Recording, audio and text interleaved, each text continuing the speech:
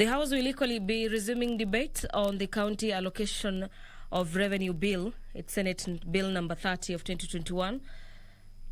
The bill is by the chairperson of the Budget and Appropriations Committee. Also lined up for debate is a motion on the report of the Auditor General. This is on the financial statements of the national governments for the financial year 2017 to 2018 by the chairperson, a Public Accounts Committee. The Committee of the Whole will be considering the County Allocation of Revenue Bill, as well as the Public-Private Partnership Bill, National Assembly Bill number 6 of 2021. It's a bill by the Leader of Majority.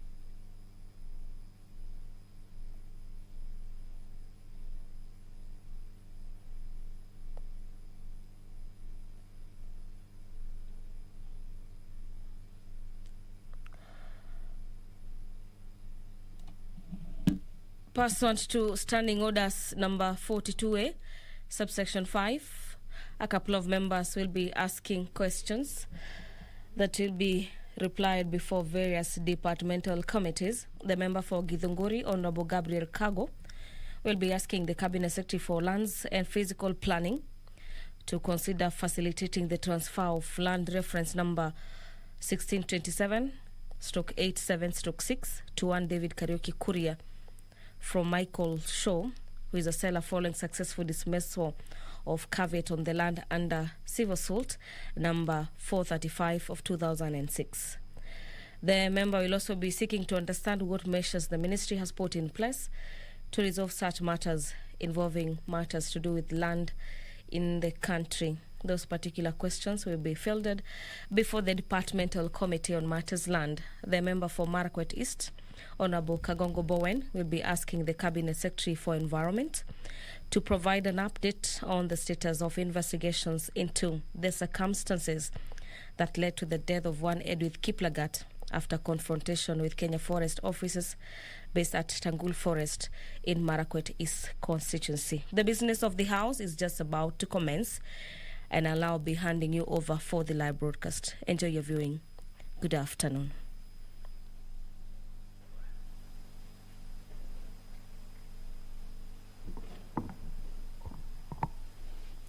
Let us pray.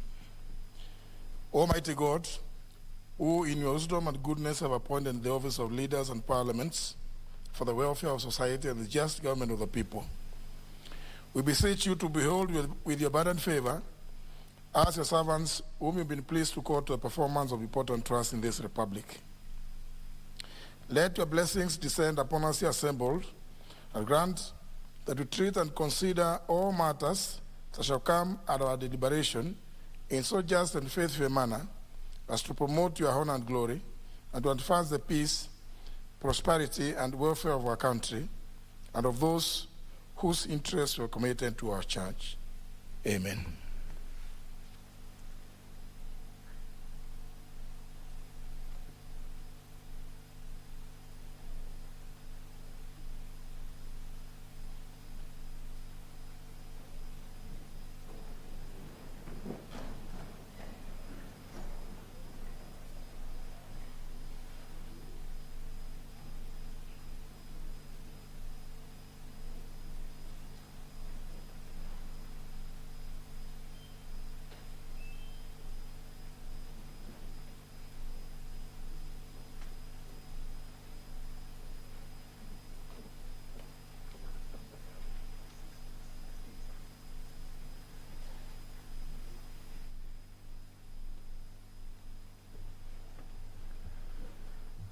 Now, quorum, can you ring the quorum bell?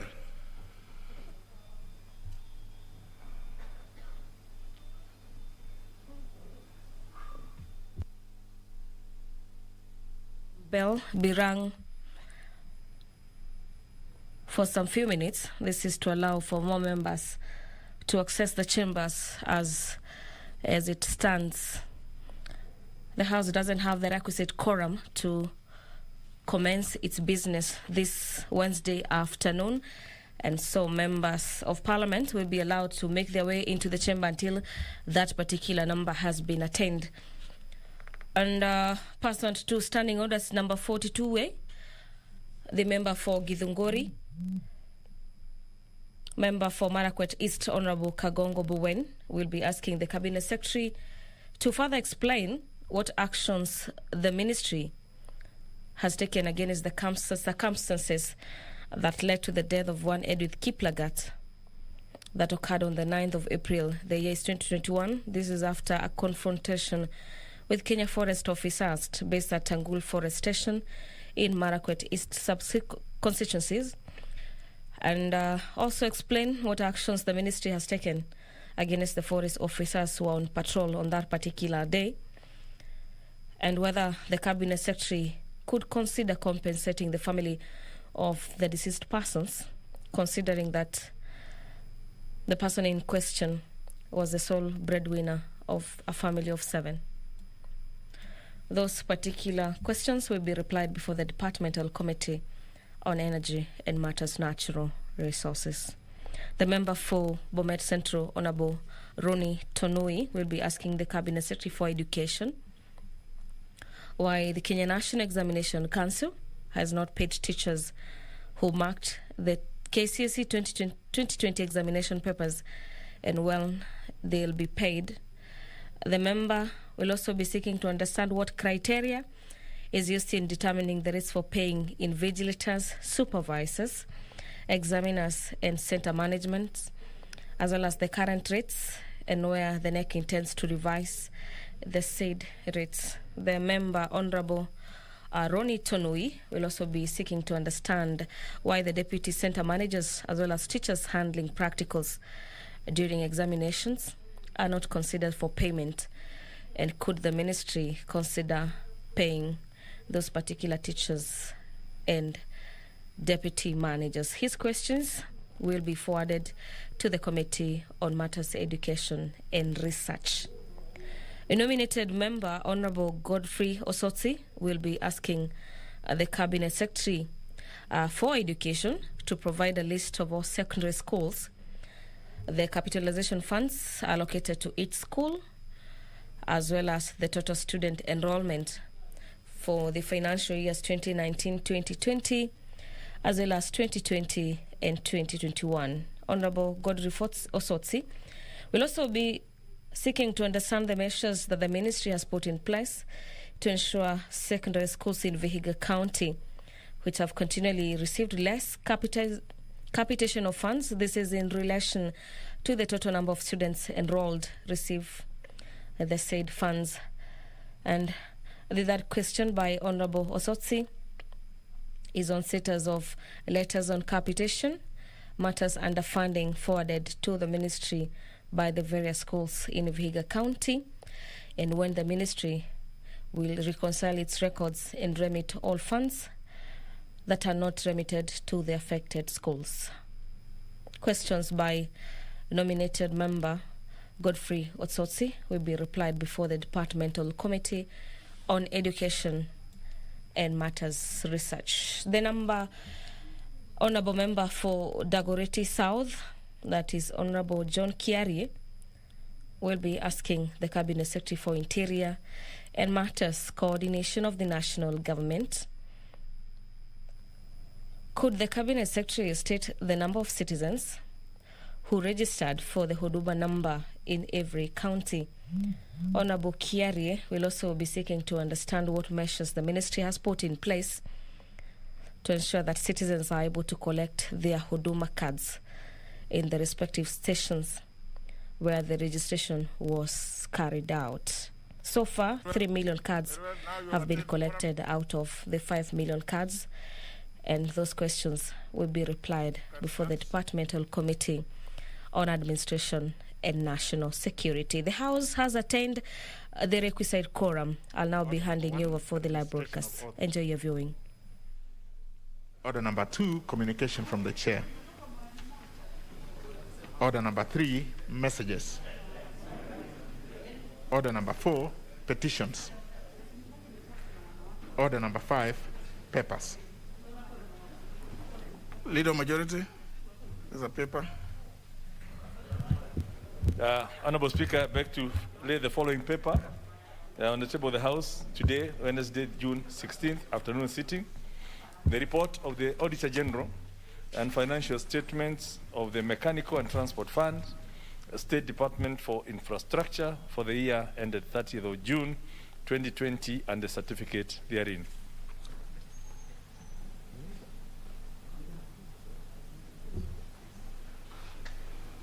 Next order. Order number 6, notices of motion. Order number 7, questions and statements. First segment, questions.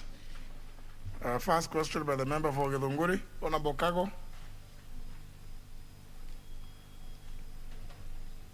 The Honorable Gabriel Kago, member for Githunguri. Absent, not desiring to be present. Second question, member for Marakwet East, the Honorable Kangogo Bowen.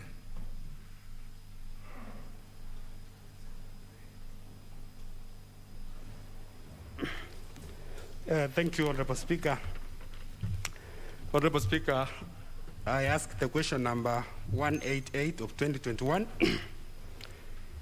And the question to the Cabinet Secretary for Environment and Forestry.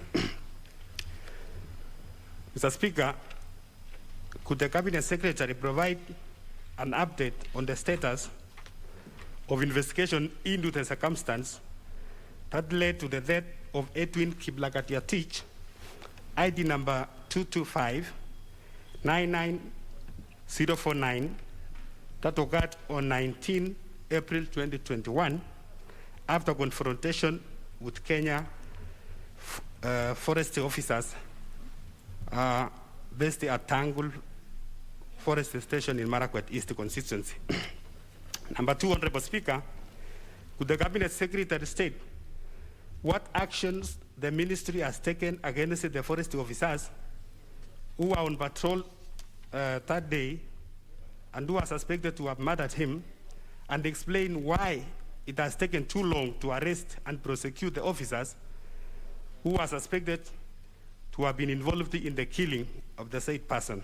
Number 3, Honorable Speaker, would the Cabinet Secretary consider compensating the family of the deceased person, considering that he was the sole breadwinner for his family of 7? And the last, Honorable Speaker, what measures has the ministry taken to ensure that the recurring instances of violence, torture, and killings made against the civilians by the forestry officers are addressed, and that there is a peaceful coexistence between the civilians and the forestry officers? Thank you, Mr. Speaker. The question will be replied to before the Departmental Committee on Environment and Natural Resources. Third question by the member for Bomet Central, Honorable Tonui.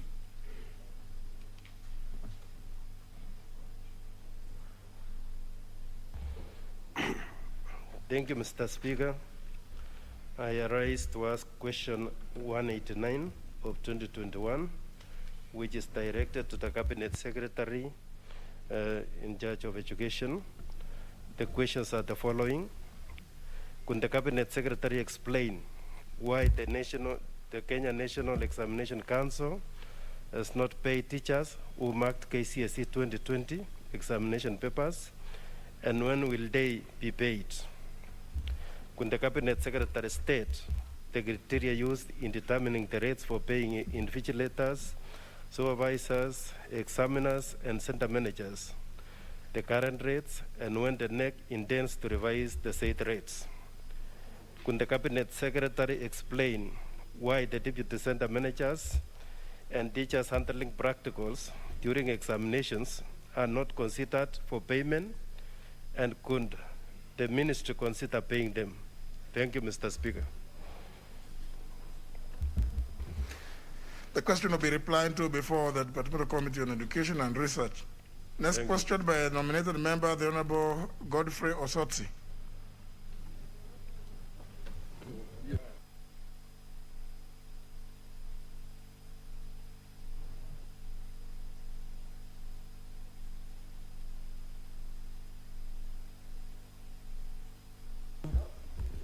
Thank you, Mr. Speaker. Mr. Speaker, I wish to ask question number 190 of 2021, directed to the Cabinet Secretary for Education, which reads, 1. Could the Cabinet Secretary provide a list of all secondary schools, the capitation funds allocated for each school, and the total student enrollment for each school for the financial year 2019-2020 and 2020-2021? 2, what measures has the ministry put in place to ensure that secondary schools in Vihiga County, which have continually received less capitation funds in relation to the total student enrollment, received the said funds? 3, what is the status of letters on capitation and funding forwarded to the ministry by various schools in Vihiga County? And when will the ministry reconcile its record and remit all the funds not remitted to the affected school? Thank you, Mr. Speaker. The question will be replied to before, again, the Committee on Education and Research. Next question by the member for Dagoretti South, Honorable John Kiarie. The Honorable John Kiarie, member for Dagoretti South.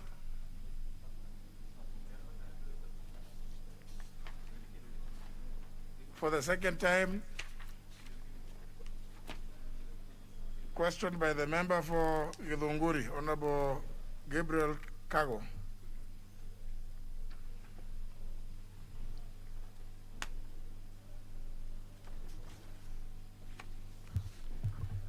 Thank you, Honorable Speaker. Honorable Speaker, I rise to ask question 179 of 2021. Ordinarily, the practice is, since you came late, you start by apologizing for being late.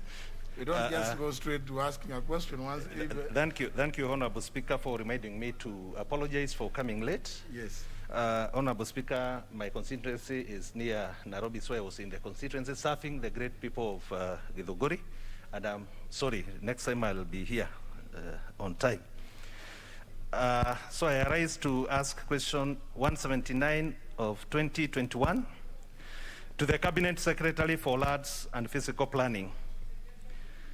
Question 1, could the Cabinet Secretary consider facilitating the transfer of land reference number 16217/87/6 to one David Kariuki Kuria of ID number 84333183, the buyer, from Mr. Michael Shaw, the seller, following successful dismissal of a caveat on the land under civil suit number 435 of 2006, filed at the High Court in Nairobi.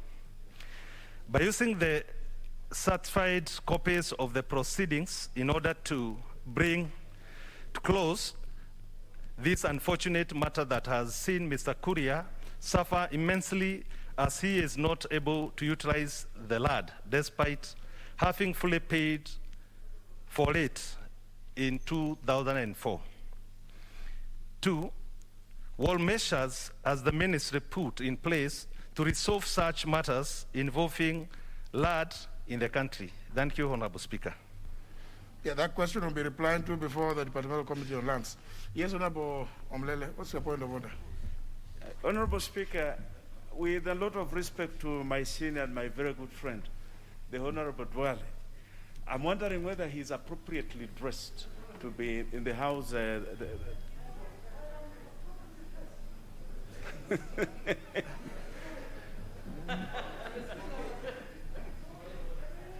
Well, I think the Honorable Omlele may have noticed that Honorable Dwale having not buttoned up to.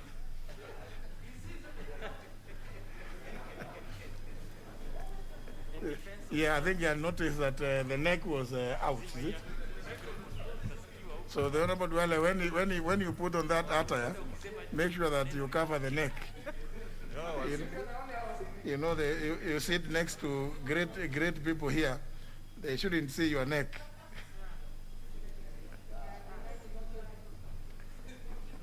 Next segment. No, sorry. For the second time, the last question by the member for Dagoretti South.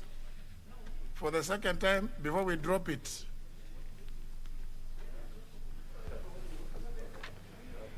Thank you very much, Mr. Speaker.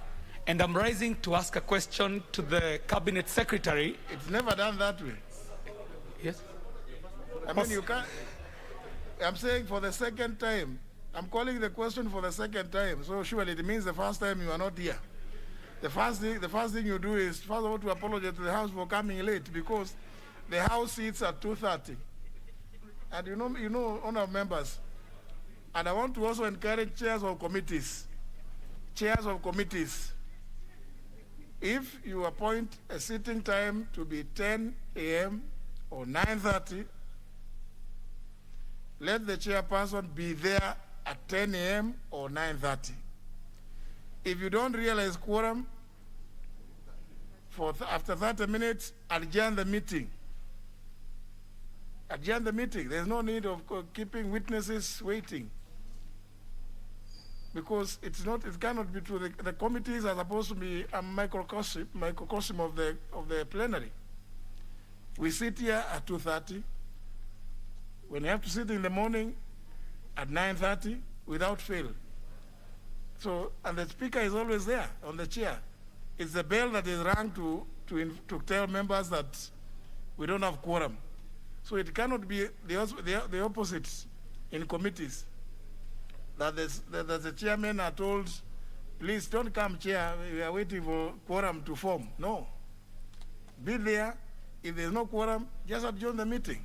And that way we will know which members are serious, who want to be present in committees, so that we can encourage the leaders of majority and the whips to throw those who don't want to attend. Let them be taken out. They can go and do other things, I'm sure. Because committees are suffering a lot because of this thing of lack of quorum and not sitting in good time. And we are receiving a lot of complaints from witnesses who come and they wait for 1 hour, 1.5 hours before committees form quorum. And I mean, the membership is so high. I don't know why it is that, it does not give a very good picture of the committee or even the entire institution of Parliament. Honorable Kiari, yes, you have come now. Honorable Speaker, I do profusely apologize. It is not in my character to be late. In fact, I am known for being very punctual, and I do appreciate the magnanimity from your chair to allow me to ask this question. Proceed. Honorable Speaker, my question is directed to the Cabinet Secretary for Interior and National Coordination.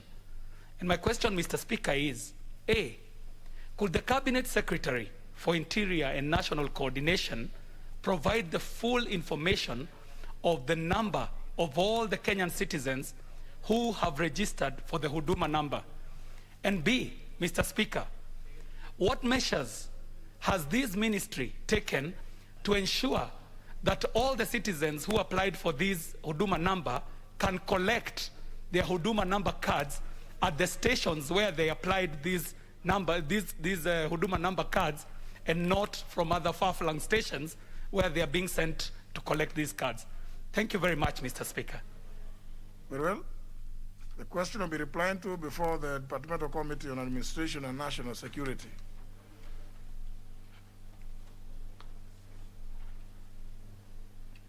Honorable Ben Jomo Washiali, what's your point of order? Thank you, Honorable Speaker. Honorable Speaker, I stand on point of order 42 C4 in terms of responses to these questions, Mr. Speaker, especially where there is a supplementary question. Honorable Speaker, you find that with this current situation of COVID, where responses are supposed to be given online or in a virtual meeting, you find that members who have supplementary questions will not have an opportunity to ask those questions, Honorable Speaker. Like, for example, the question raised by Honorable Soti about capitation is a question that I would have also wished to know about the capitation in Kakamega. But because of these virtual meetings, Honorable Speaker, it's not possible that supplementary questions could be responded to. And that's why you will see many questions that are similar in nature repeatedly being asked on this floor. Would I be in order, Honorable Speaker, to request you or to ask the Office of the Clerk that whenever we have such a responses, it's put on a platform that we can all read so that we can participate in the meeting when they are responding to such a question, so that we don't have to come back to this house, to this floor, to ask similar questions. Thank you, Honorable Speaker. You know, every Thursday, the leader of the majority party reads out the business that is going to be transacted the following week, both in the plenary and in either committee of the whole house or respective committees, especially with regard to answers to be given by cabinet secretaries.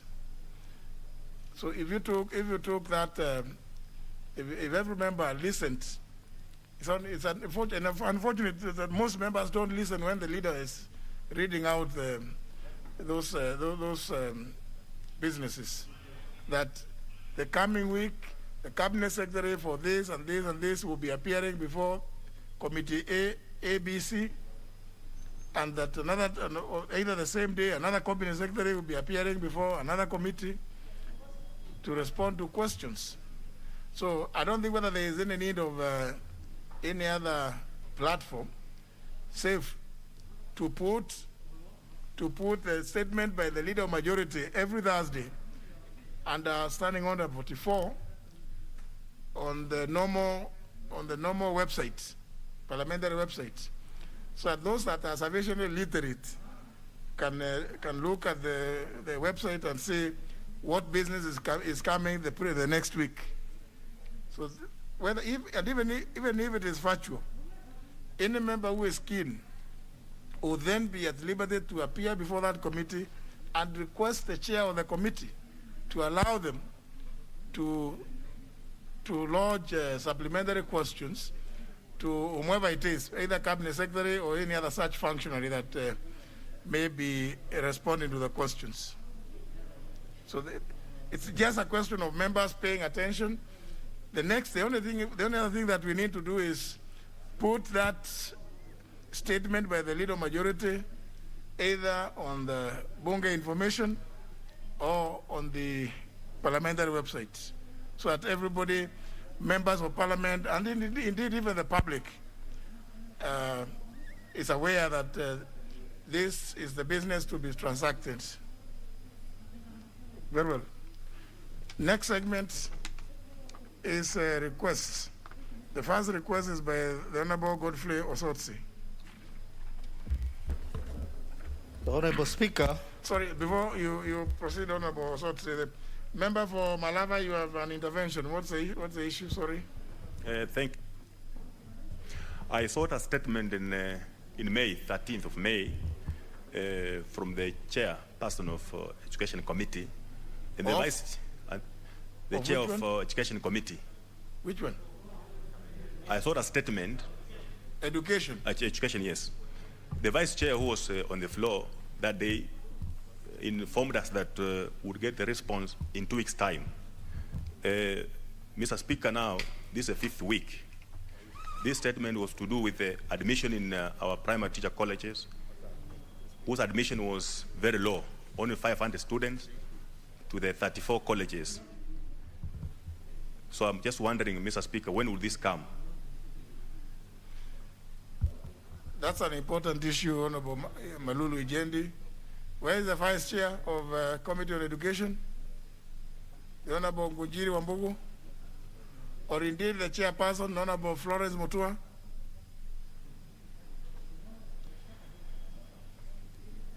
I think, honour members, I will encourage members also to consider rather than coming to raise complaints, prefer a motion to censure a chairperson who neglects to respond to questions. Because I can see now, the chairperson is not there, the vice chair is not there. I mean, we can't just keep referring everything to the leader majority. Because it is dereliction of duty. And I think I want to encourage members that yes, you will be perfectly in order. And you bring the motion, I will approve it. Because chairpersons cannot both a chairperson and a vice chair, they can't all go missing. It's not right. This is wrong. Honorable Junet, what do you want to say? Mr. Speaker, the chair lady for the Education Committee had issues with the Budget Committee. There were some figures she was reconciling, Mr. Speaker. So I seek your indulgence, Mr. Speaker. I'm sure that's what caught up with her. The vice is loitering in town, maybe. But I'm just speaking about the chair.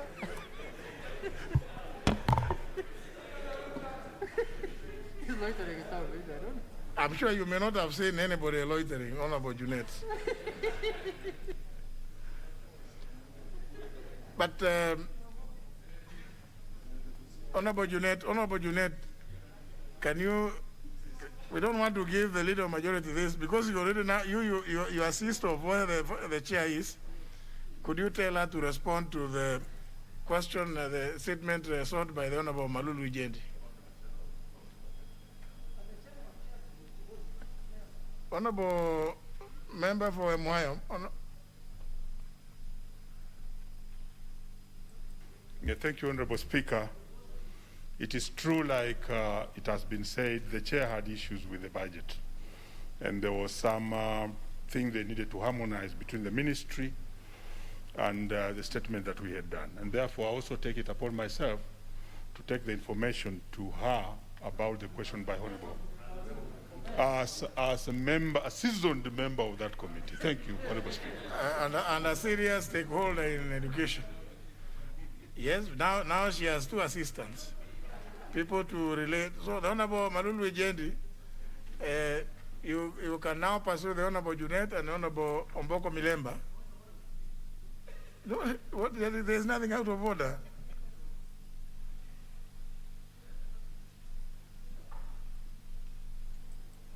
Mr. Speaker, I took responsibility because the chair, the vice chair, the chair is from the minority. Now I want to tell her what has transpired in the House. But I've just heard a member of the committee saying he's seasoned. I don't know which season he's talking about because this is his first season in Parliament, Mr. Speaker. Or he's talking about as COPET treasurer, seasoned COPET member, Mr. Speaker. Which season is he talking about? One season only. One season, Mr. Speaker. Maybe a serious no, we will allow it to rest at that, but suffice to say that both yourself, Honorable Omboko Milemba and Honorable Junet, should take up that matter. I think it's not fair that the Honorable Jendi should wait for his response for so long. Honorable Sankok. Thank you very much, Speaker.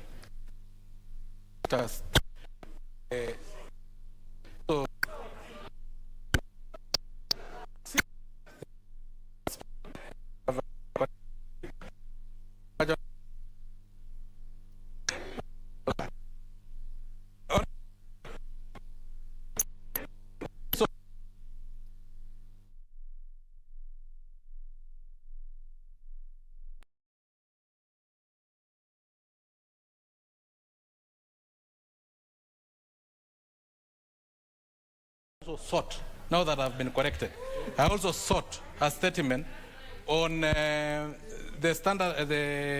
status of standard gauge railway, which are terminated in a remote area called Murutoto, a shopping center with one shop and one butchery.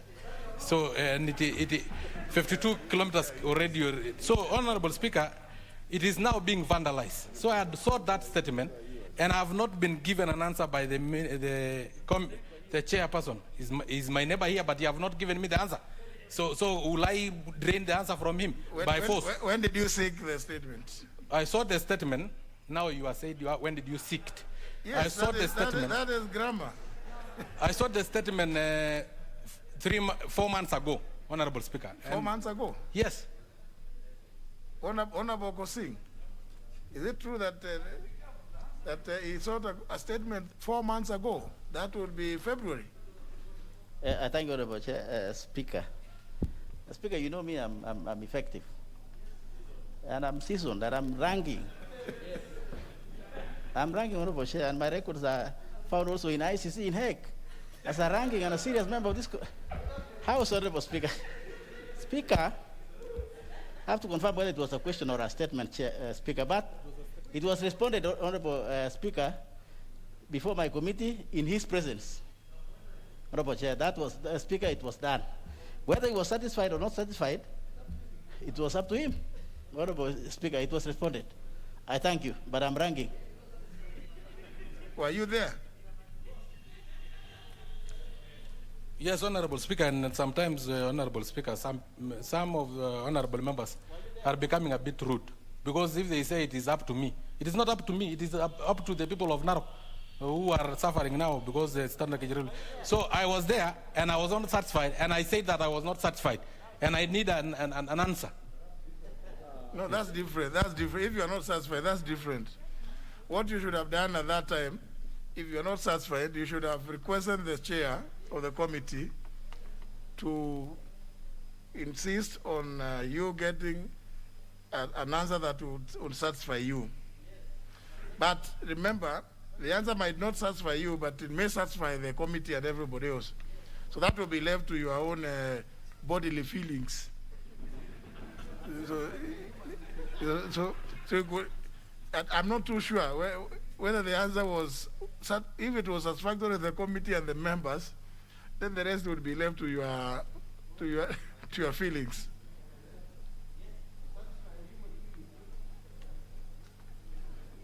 So if you're not satisfied, you could ask another one.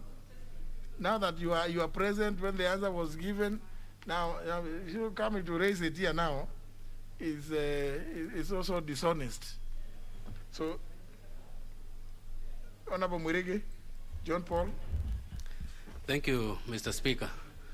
Pursuant to Standing Order 44-2C, I requested for the statement, Mr. Speaker, from the chairperson for State Department of Industry, of Trade, Industry and Cooperative regarding the closure of Miraa Market at Somalia, Mr. Speaker, and the suspension of all flights to Somali, and the crops, Mr. Speaker, which were turned down at airport, Mr. Speaker. This statement was very crucial for the people of Igembe, Mr. Speaker, and up to now, I have yet to receive the response. Well, you're saying that you sought a statement from the chairman of the State Department, so I was wondering whether, do we have that one here in this? We don't have. So, unless you sought from the chairman of the Departmental Committee on Trade and Cooperatives. Chairperson for the Departmental Committee, Mr. Speaker. The Honorable Adan Haji. The Honorable Adan Haji has become very rare these days. Is that? Maybe he's pursuing your answer somewhere in the neighboring country. The Honorable Adan Haji, who is his vice chair? Does he have a vice chair? Who is the vice chair of trade? That Ruth Moniki, is she? She is not. She doesn't come these days. I haven't seen her. Since we reopened. Or maybe she attends the evening sittings. You know, we've been told that there are members who have become great frequent attendees of the 7 o'clock to 9:30 sittings. Maybe Honorable John Paul Mwirigi, you may have to wait until that time, but for the time being, let the leader of majority take up the matter with the Honorable Haji.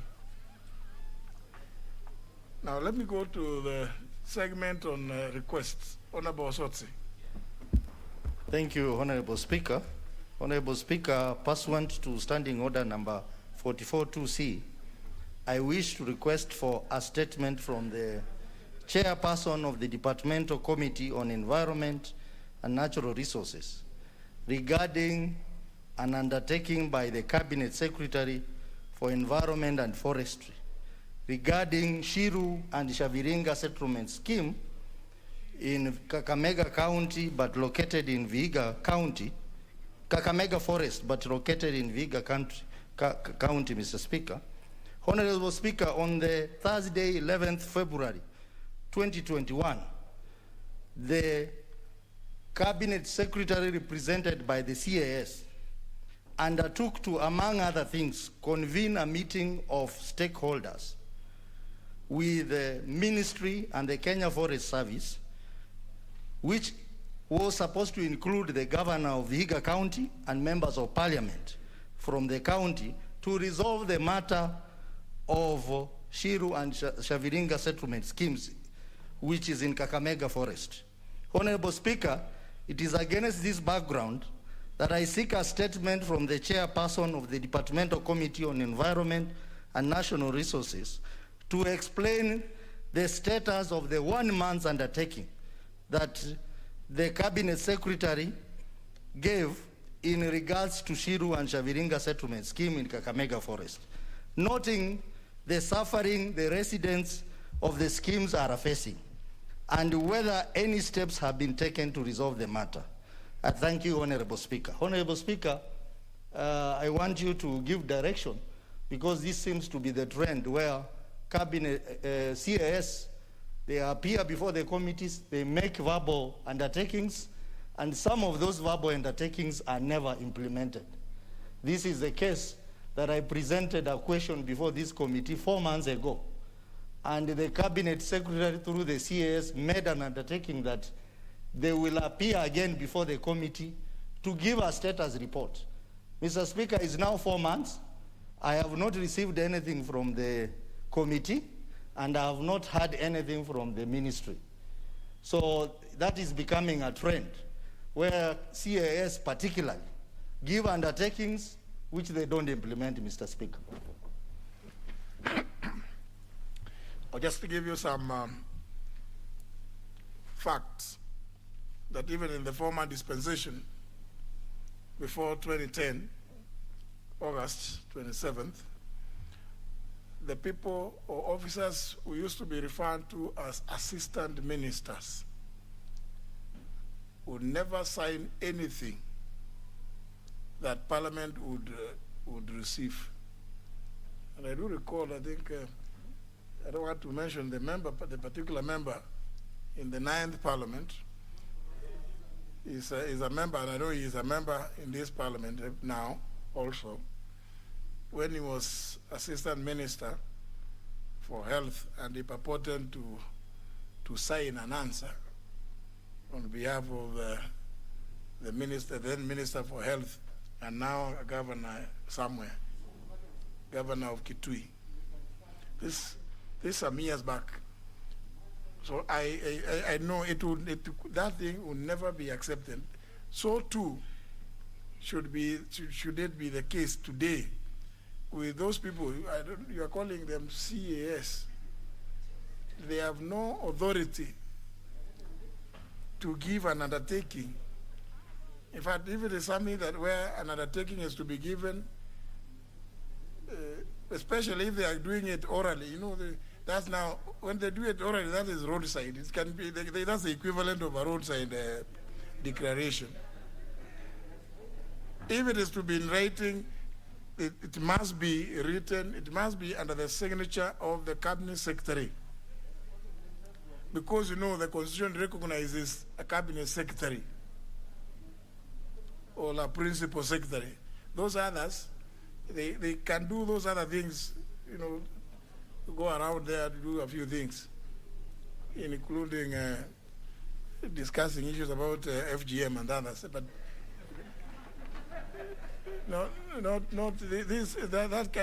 the thing of giving an undertaking is a serious matter, because, and that's why we have a committee on implementation,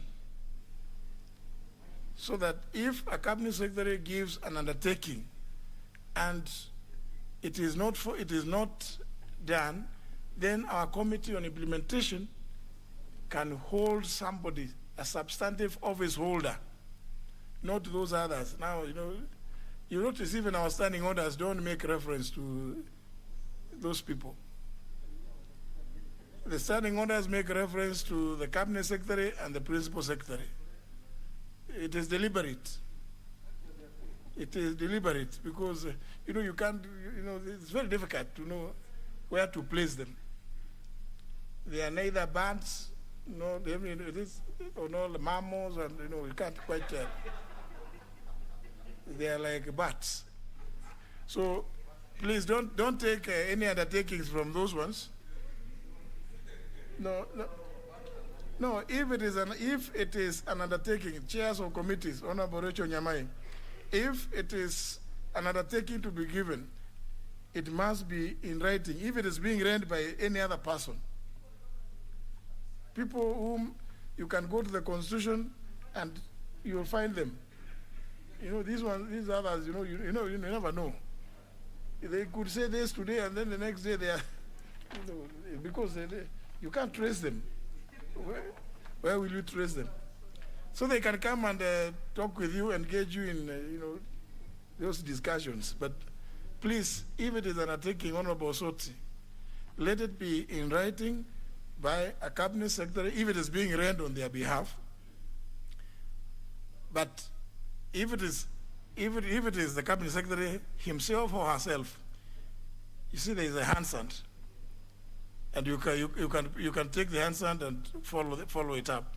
But now even if it was those people, even if you go to the handstand, now you can't quite. Would you follow? Our standing orders will find. They will look around and they will not see them. Yes, Honorable Sotsi. Mr. Speaker, the undertaking was in writing and emphasized verbally by the cabinet, by the CAS, signed by the cabinet secretary. Then take it up with the committee on implementation. You don't have to lament. If it is in writing by a cabinet secretary, take up the matter with our committee on implementation, so that the cabinet secretary can be. Are you a member there? Oh, you are the vice chair even. Then you are sitting on your right. Honorable Sotsi, you have the wherewithal within the standing orders. Yes? Mr. Speaker, the matter is still very active within the Environment Committee. So, because he was supposed to come back after 1 month, give a program of action, and then the committee will take action. So the matter is still very active within the Environmental Committee for it to be handled by the Implementation Committee. That is why the statement is directed to the same committee. Well, where is the chair, Honorable Kareke Buki? The vice chair, Honorable Sophia Abdi?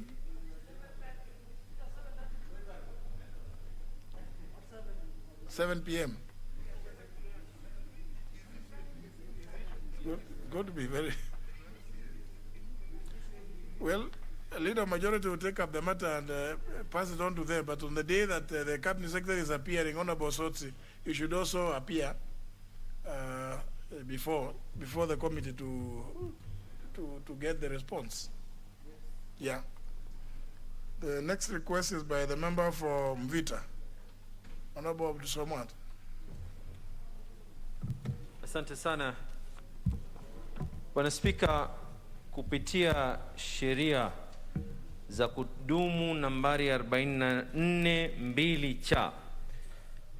Nainuka kidete Bwana Spika kuulizia jawabu kutoka kwa mwenyekiti wa kamati husika ya usafiri kuhusu makubaliano ya pamoja yanayogusa mishahara na marupurupu almaruf Collective Bargaining Agreement CBA kati ya halmashauri ya bandari ya Kenya Ports Authority na wafanyikazi wake ya mwaka wa 2020 na 21, na pia vile vile kuregeshwa kazini wafanyikazi 247.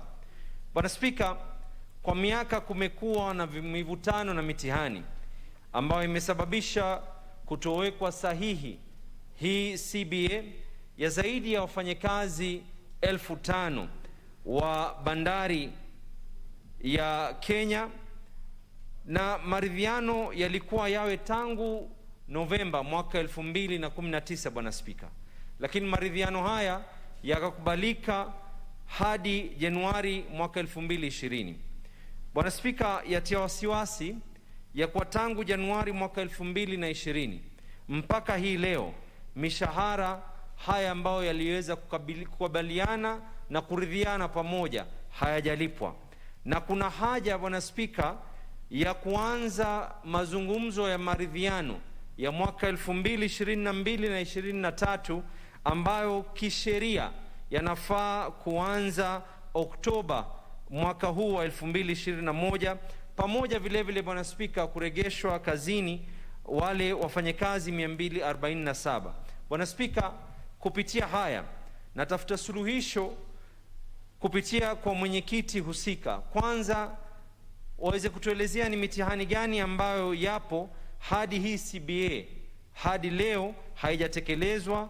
Pili, mikakati gani wizara imeweza kuweka kuhusu CBA ama maridhiano ya mwaka 2022 na 2023 yanaofaa kuanza mwaka huu, na hadi leo yale ya mwaka 2019-20 hayajaweza kutekelezwa Bwana Spika. Bwana Spika, mwenyekiti pia tunaomba atoe hakikisho ya kwa wizara husika itahakikisha mishahara ya hawa wafanyikazi wana Mombasa na wa Kenya kwa jumla zaidi ya 5,000 yaanze siku ya Januari mwaka 2020 kama vile ilivyo ni haki yao ya kuweza kulipwa mishahara haya tangu Januari mwaka 2020, na uhakikisho ya kwa wale wafanyikazi waliofutwa 247 Bwana Spika mwaka 2021 mwaka 2011 waweze kuregeshwa. Asante sana Bwana Spika. Mimi ni kwa niaba ya wanamvita na Mombasa Abdulswamad Sharif Nasir. Chair, Departmental Committee on Transport, Honorable Kosing.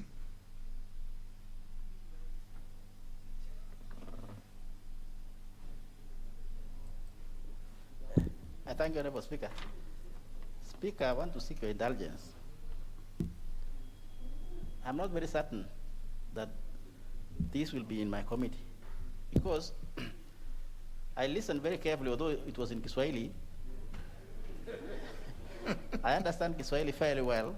I used to be in Tanzania at some stage. But Honorable Speaker, the issue is not about KPA, but about labor issues and employment issues, Honorable Speaker. And I think that should be the Committee of Labor and Social Relations, Honorable Speaker, rather than myself as transport, because the issue is not about KPA, it's about the rights of the welfare of the staff, Honorable Speaker. I want to seek your guidance, Speaker, before I respond. Honorable Abdulswamad, the gist of your statement is about collective bargaining agreement and the rights thereunder.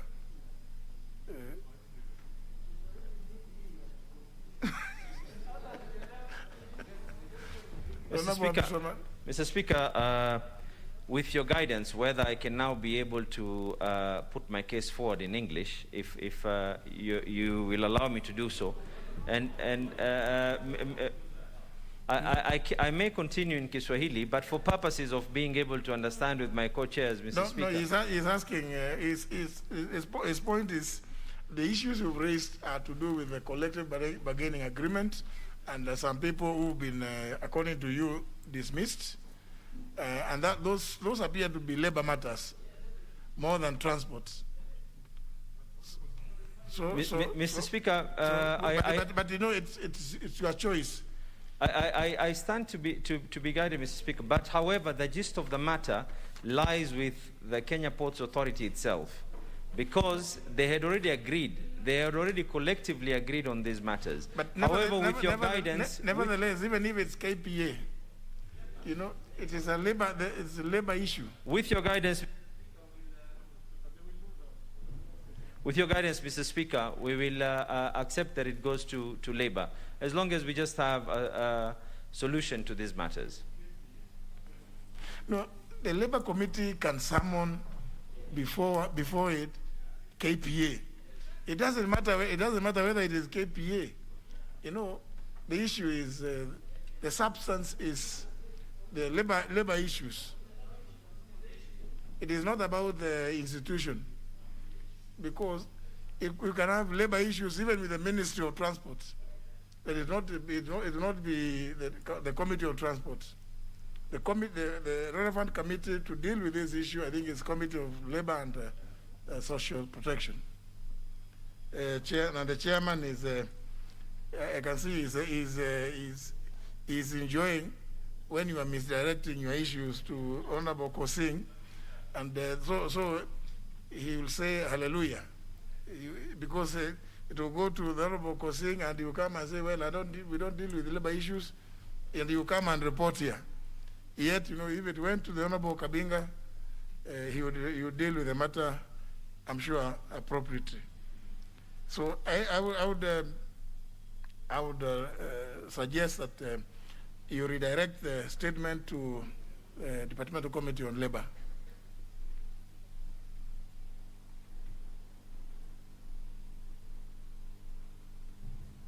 Very much obliged, Mr. Speaker, and we will be liaising with the Labour Committee, and thank you for your guidance.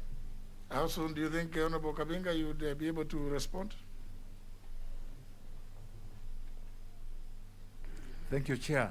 Actually, I was reasoning to him very keenly, and I was wondering whether he really meant to go to transport.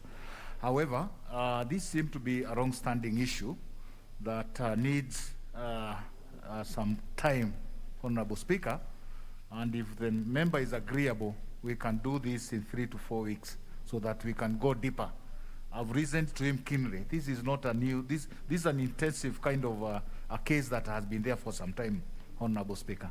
It's not a case that we can dispense in a week or two. We really require to go deeper into it. Thank you, Honorable Speaker.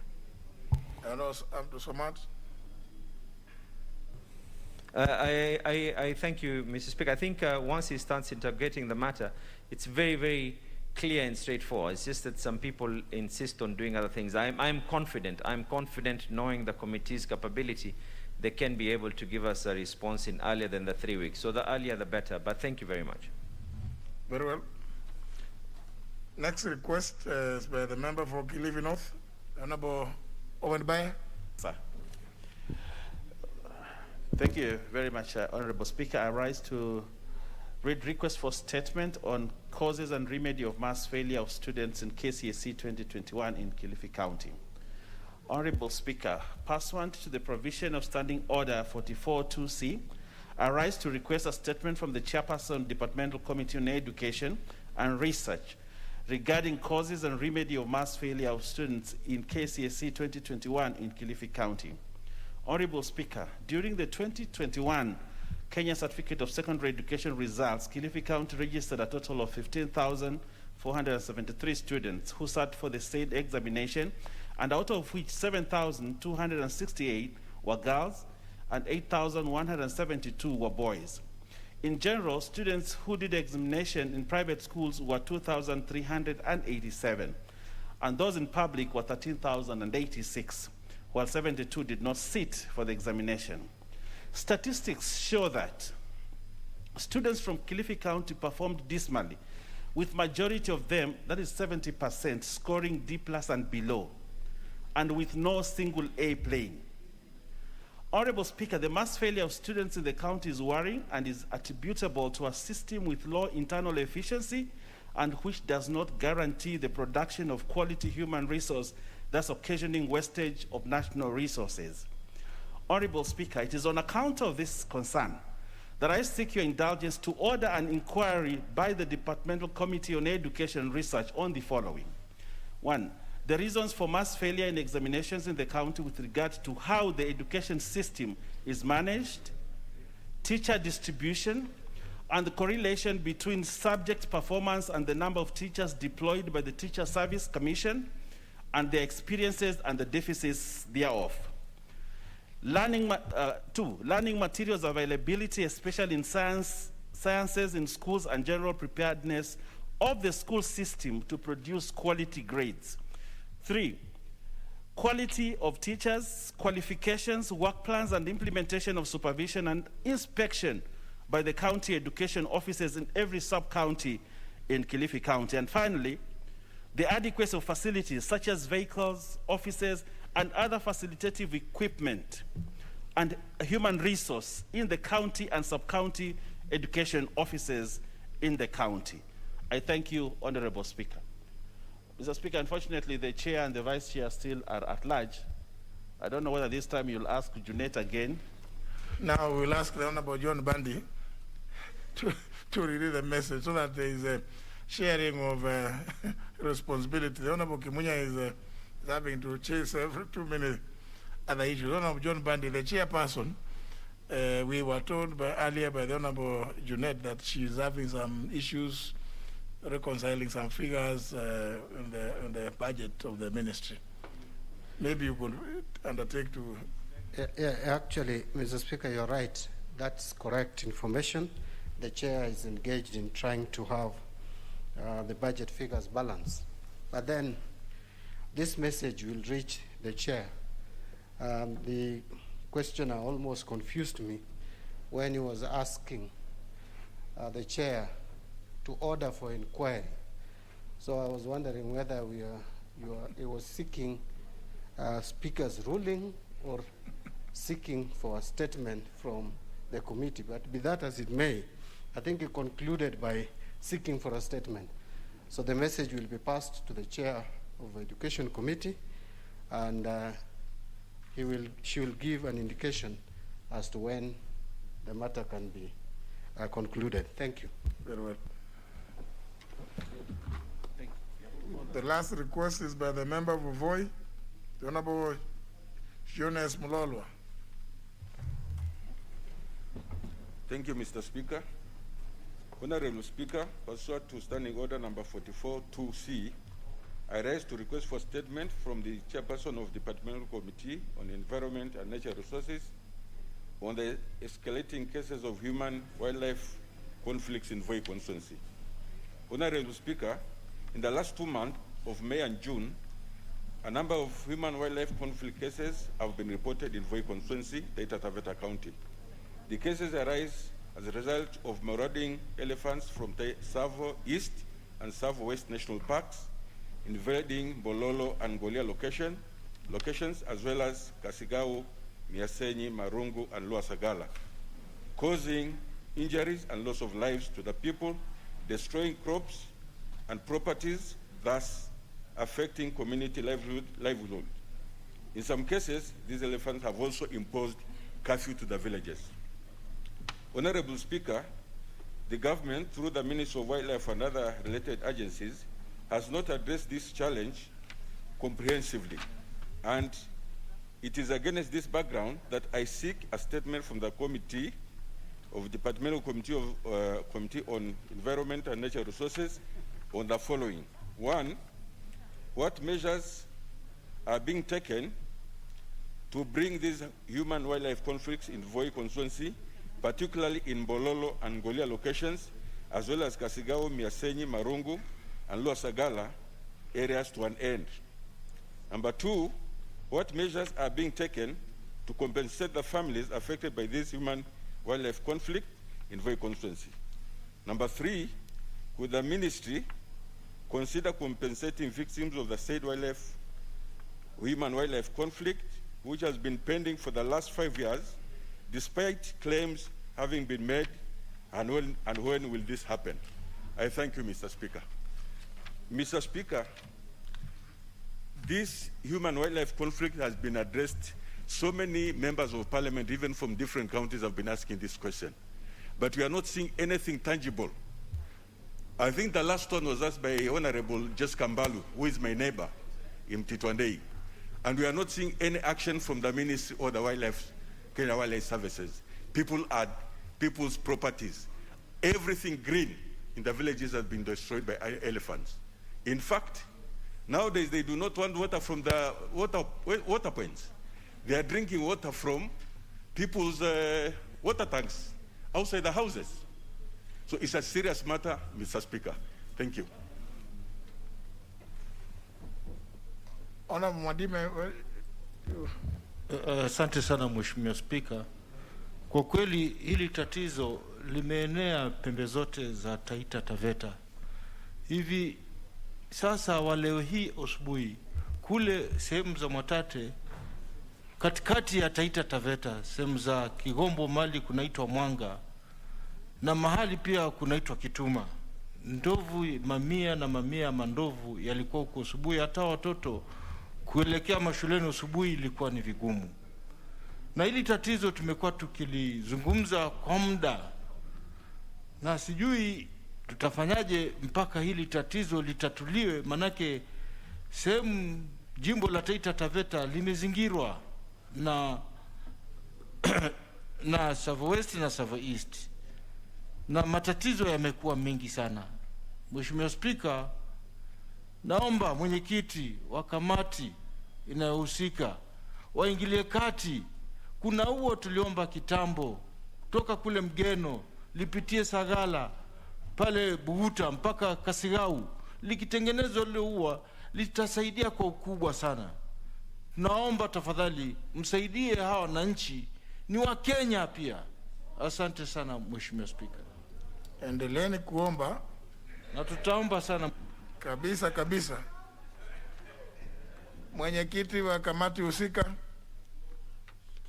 naibu wake wote wawili hawako.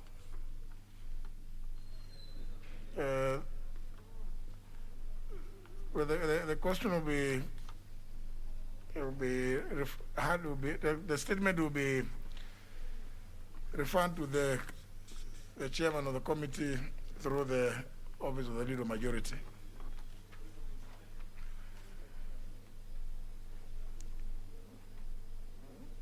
Next order. Order number 8, motion. Consideration of the budget estimates for the financial year 2021-2022. Mover to reply. Mover.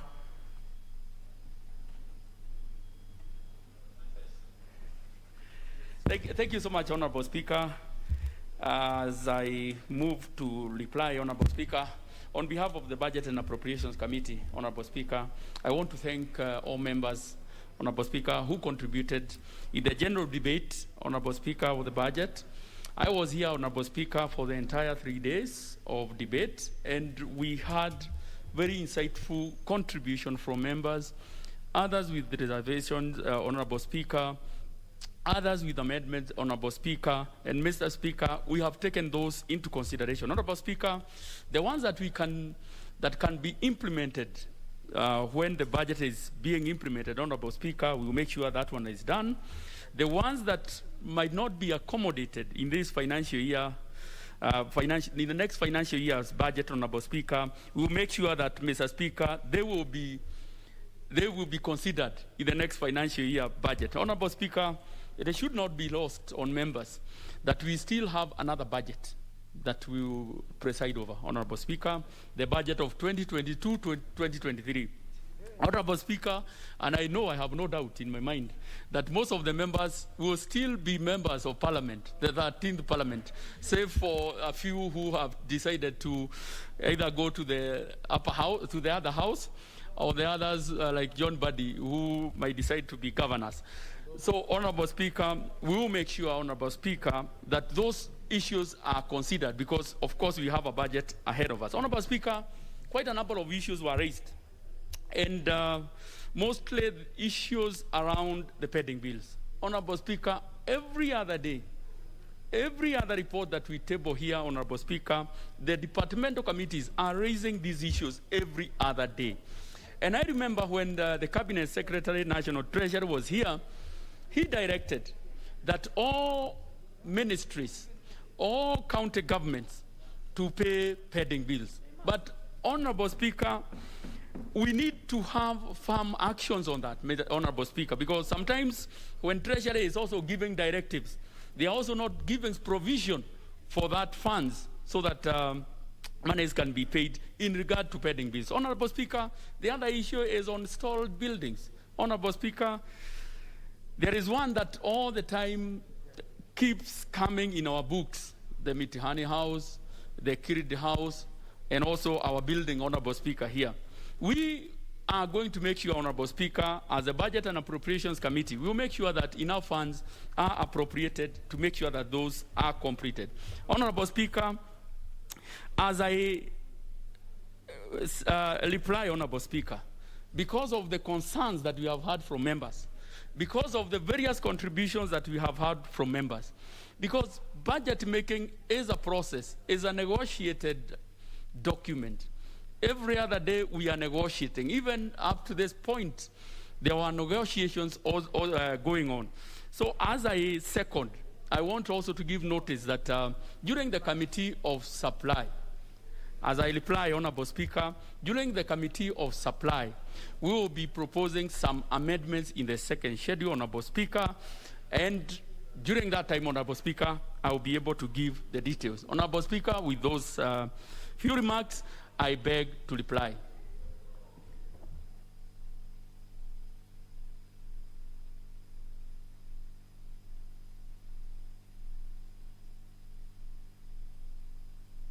Honour members, I want to ask the Sergeant at Arms to confirm that we have quorum.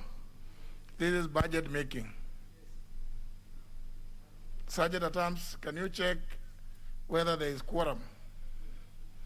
Because I'm just seeing everybody, after they make request for statement, they just walk away. They think that is the most important aspect of business. That's not. Ordinarily, that is not even business.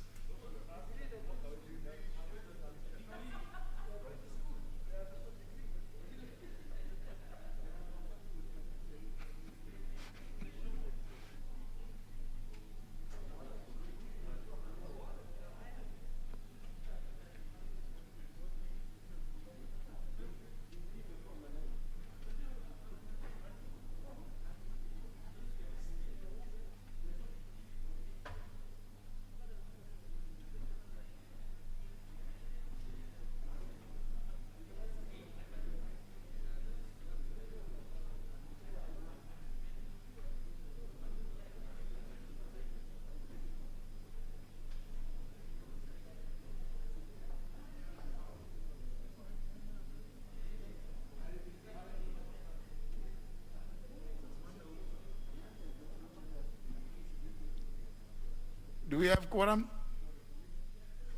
No? We don't have quorum? Yes, I guessed as much.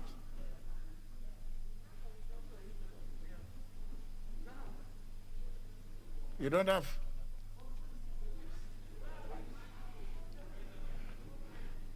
You know, the whips have forgotten their job. This is budget making. I can't put the question unless there is quorum. Is that true? Is it true now we have quorum? If they are walking, they are still walking out. No, but these are not whips.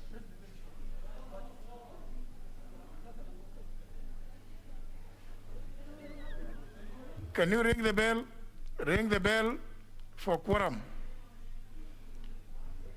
I will not put the question. We don't have quorum. This is budget.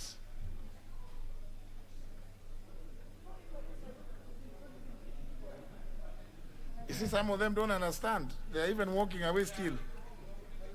This is a problem. I don't know.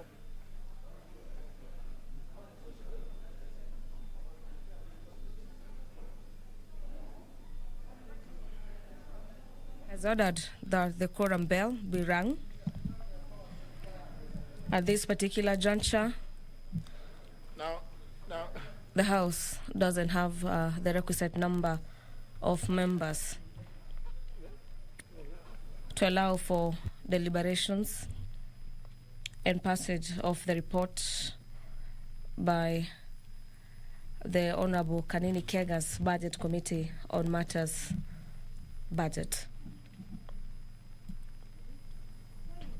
Sergeant at Arms are showing members of the National Assembly to the House to ensure that the House gets to pass that particular report by the Budget Committee. Pursuant to Standing Orders number 35 on matters quorum, subsection 2, a quorum when not present, the Speaker or the Chairperson shall cause the division bell to be rung, and if no quorum has been present at the expiry of 5 or 10 minutes, more time shall be given. The quorum has been achieved, and the House will continue with deliberations and consideration of the report by the Budget Committee.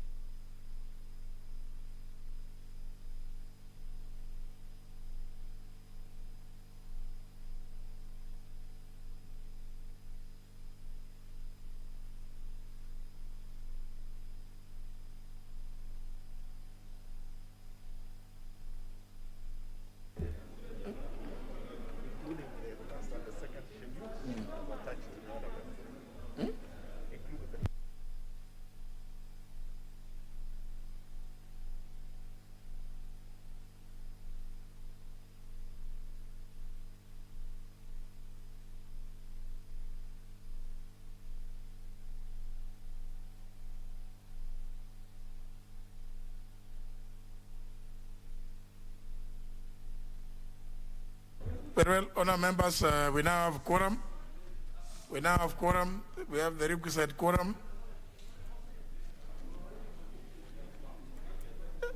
The gracious ladies, three gracious ladies.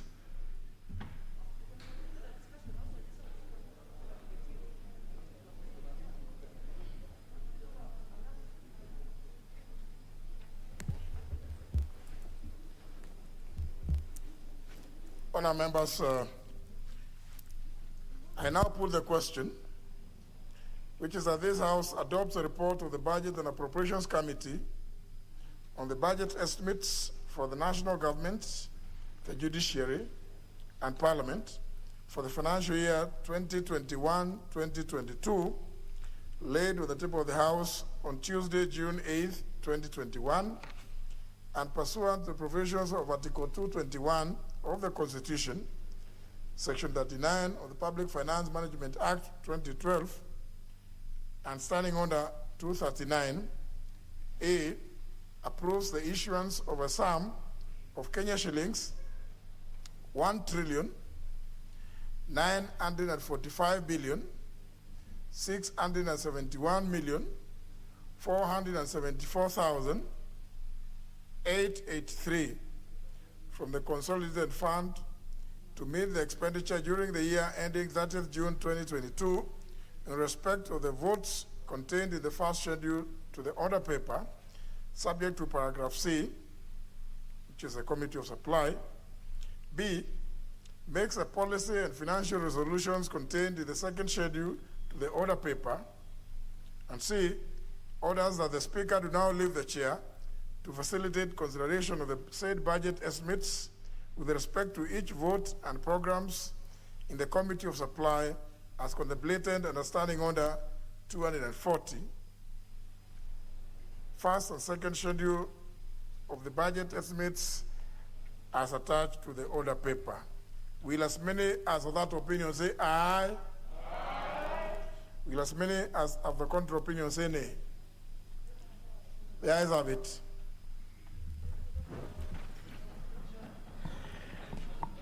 Next order. Order number 9, the County Allocation of Revenue Bill, Senate Bill number 30 of 2021, second reading, resumption of debate. Yeah, Honorable Sankok, what's your point of order? Honorable Speaker, it is usually in our culture to inform us when you have visitors. Yesterday and today I've seen visitors from the Speaker's gallery. And against your tradition, you have not informed us who are they, Honorable Speaker. Very well, Honorable Sankok, it's good you have drawn the attention of the chair to the presence of persons whom you refer to as guests. These are new staff members of staff who have been inducted, who joined the Parliamentary Service Commission. The first group was here yesterday. This is the second group. There will be other groups to follow. If the Senate was sitting, they could also have gone to also see what our business is transacted, because they have joined the Parliamentary Service Commission, and they will work in both houses. They will serve both houses. So they're just acclimatizing. And they are welcome to observe the proceedings of the House.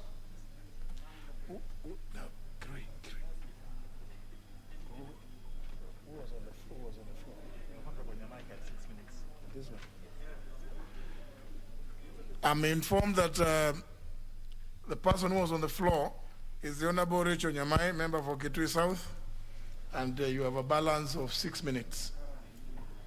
Thank you, Honorable Speaker. Honorable Speaker had gone to the point last evening when I was talking about the Senate and also the counties being able to scrutinize the bills that are brought to them so that they do not pay for air or projects that were never implemented. This was in regard to the fact that they have been ordered to make payments, and Mr. Speaker, truth be told, that there are experts who are very good in doing very good paperwork, presenting for payment. So the counties need to be alive to this, and a case or a good example is an audit that was done in Kiambu County Assembly, where a bill of 80 million had been presented, but after scrutinizing, it ended up being only 19 million. You can see the difference, Honorable Speaker. So counties need to ensure that they do not pay for ghost projects, even as the order has been done. Honorable Speaker, I would like to go to my third point on distribution of projects in all wards. Mr. Speaker, this would have been done very well by BBI. I do not know whether it is coming back to life. I really hope that it will, because this BBI process and the product was going to give us a solution where Ward Development Fund is going to be established so that the governors in our counties do not put everything in places where there is high population, leaving out wards that do not have high population, or where a governor, as the case may be, looks at a place where he or she got a high number of votes and decides to concentrate on all their projects there.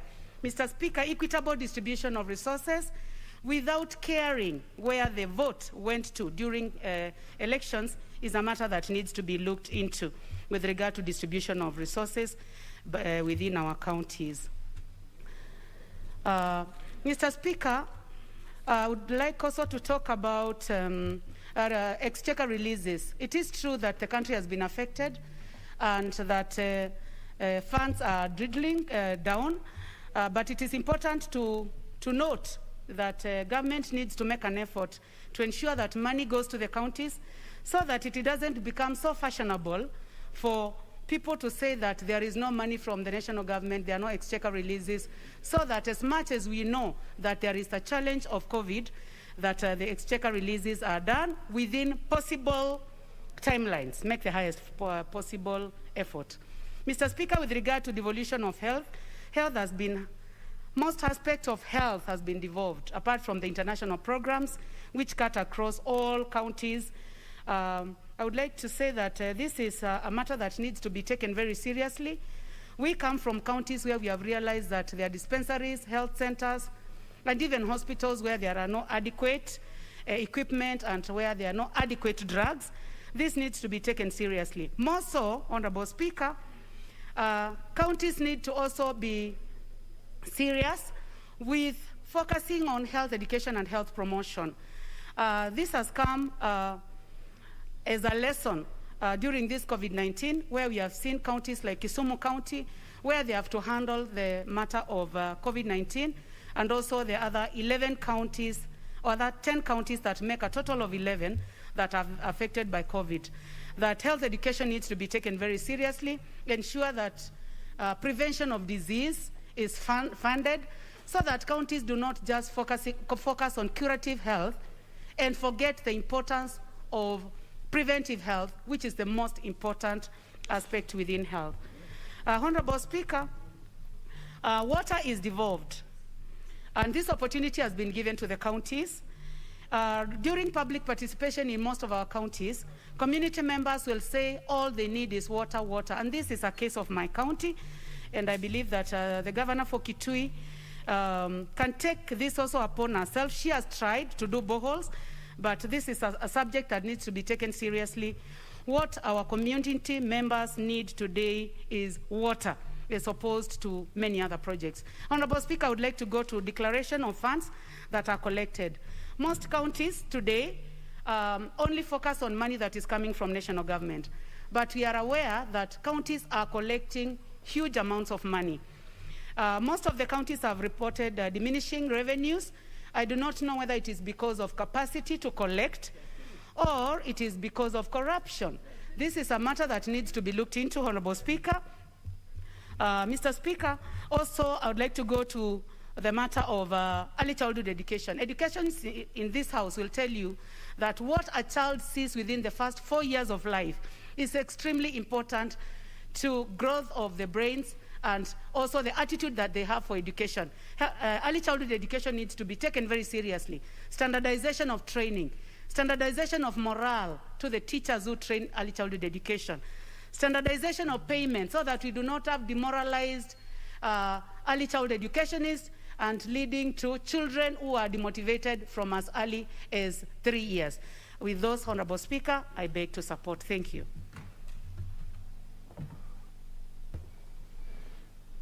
Member for MY.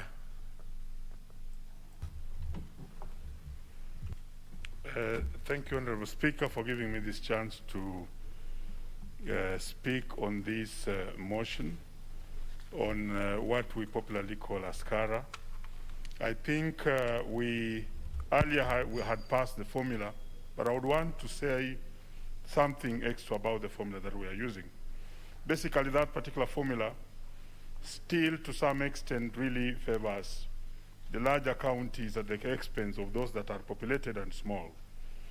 Me in particular, coming from Vihiga, we come from a county that is small, but the population is very high.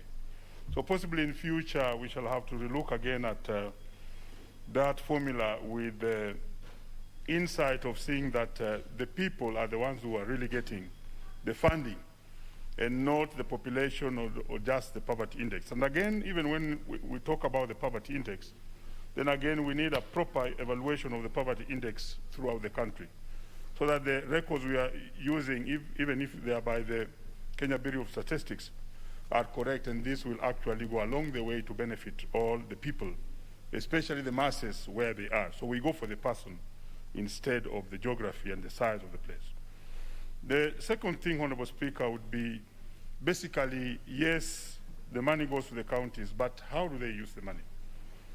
For me, I think the counties still have to work very hard on issues of pilferage of the funds that they are given in terms of how they are able to monitor and oversight the monies that are given to them. To date, we still see many county projects given a lot of money, and yet they are unfinished, meaning that there's a lot of wastage. Thirdly, Honorable Speaker, I would also wish to speak on what my immediate predecessor talked about in terms of speaking here. The fact that the county governors now, when you hear them speak, they would wish even to become cabinet secretaries. It is so sad because they feel the cabinet secretaries have more funding and more regular funding than themselves. And they are giving a spirit of almost giving up on running the county governance. They are looking at themselves as people who must continuously fight for them to get funds. In fact, when you look at our governors speak, their last chairman was Oparanya, and now there's another person. He always turns into a trade unionist. In fact, I noticed they are now competing us in the trade union in agitation. And that picture is not good for this country, because this is a level of government that actually needs funding and regular funding. So for me, is to call upon the central government and the executive and the treasury and the exchequer to actually fund the county governments. The history of county governments in this country is old, and me, I'm blessed to be a historian and a teacher of history. They are the kind of units that we had before and were thrown away because people preferred centralization of resources. The centralization of resources ended up not being very good for the country because we were unable to distribute or to redistribute resources across the country. And only few areas were benefiting at the expense of others. So sometimes even when I see them misuse money, yes, I call upon proper use of money within the counties. But I even prefer when they are using the money well distributed in every far-flung corner of Kenya than when that money is centralized. I want to believe that the Treasury is not having any business of killing the county government just like they were killed immediately after independence. And that is a direction we should never take again. So let's deal with them where they are to use the money properly, but let's never dream about going back to the old system where we centralize the usage of money within the country, because that was not good for us. Honorable Speaker, finally, on the issue of how the county governments deal with some of their sectors, I'll only speak about one, and this is the vocational training sector. Formerly, this money was 2 billion to every county, and the money was ring-fenced so that it directly went to vocational training. When I talk about vocational training, I mean those polytechnics that are otherwise not covered under TVET and are not also covered by the ministry, and they are under the county government. But now, because they wrestled over how much will go to the county government and how much will remain in the central government, they decided to give part of that 2 billion as part of the revenue to the county government generally. So the risk we face is that those village polytechnics are going to die, because I see most of the governors going to put that money on other usage other than the real use, which was originally the vocational training at the village and the lowest level. Yet, when you look at the education system, CBC, we are now going the direction of TVET and vocational training. So this is an area which I wish the county governments, as I get this money and allocate themselves, they will actually still make sure that we don't kill the village polytechnics, which are very important to ourselves, leave alone the ECD, which has been spoken about. And lastly, Honorable Speaker, let the county governments be able, and let's get a mechanism on how the county governments can actually also give a report on what they collect and how they use them. There are a number of institutions in this country, including county governments, that don't want to declare their collections in form of taxes. The other group are the universities, but I'll speak about them later on, because they want more money and we want to give them money, yes. But they never want to declare how much they collect through what is called the parallel degree program. So let the county governments be oversighted to declare what they are collecting. Possibly this can go to the central pool, and then they are given back. With those few remarks, Honorable Speaker, I want to support. Honorable Dwelle. Mr. Speaker, thank you very much. I take this opportunity to contribute to the County Allocation of Revenue Bill 2021, Senate Bill number 30 of 2021, which was read on 3rd of June 2021. Mr. Speaker, this is the bill that horizontally divides resources between counties, and is prepared under Article 217 and Article 218 of the Constitution. And this is a bill that allows the transfer of resources from the consolidated fund to the county treasury. Mr. Speaker, if you look at this bill, counties have been allocated 370 billion this year, this financial year, 2021-2022, and they're supposed to share these 370 billion as equitable share between all counties. And you can see there's a growth, there's a nominal growth compared to last year of about 53 billion, translating to 16.9% compared to the 316 billion which they were given in 2020-2021 financial year. Mr. Speaker, the Senate, in its wisdom, has amended the schedule. It has removed the second schedule and substituted it with a new schedule. And this new schedule has increased the recurrent expenditure ceilings for county assemblies. And my interest was, why was this increased? It was increased from 33.2 billion in last financial year, this financial year ending, to 35.6 billion. And this is mainly one on the pending bills, which are before counties, and car grants for our colleagues who are in the county assemblies. And the same, there was no increment on the county executive. It remains unchanged, just like in the financial year. What are my submissions in as far as this bill is concerned? Mr. Speaker, let me first look at the high expenditure on personal emoluments. And I want the controller of budget to listen to me if she is watching. That, Mr. Speaker, the law is very clear. The PFM Act is very clear. Section 25, subsection 1B of the PFM Act, of the PFM Act, not Act, of the PFM County Government Regulation 2015 sets the limit of the county government expenditure on wages, salaries, and benefits at 35%. Mr. Speaker, as of today, county governments are at 52.9%. Mr. Speaker, we did not ask, Kenyans did not ask for a devolved system of government so that counties become employment bureaus. Kenyans asked for a devolved system of government in order to get closer access to water, access to health care, access to basic ECD education, access to roads. We did not ask for devolution so that governors can issue, and particularly now that they're about to go to elections, can issue letters of employment left, right, and center. And Mr. Speaker, the counties that are notorious, according to the report of the Controller of Budget, are counties like Baringo, Bungoma, Elgeyo Marakwet, Embu, Garissa, Isiolo, Kirinyaga, Kitui, Machakos, Meru, name them, about 25 of them, who have gone outside the ceiling. Outside the ceiling. I'm not seeing Kajiado, so you better read the report of the county, of the Controller of Budget. You know, I don't want to read for you.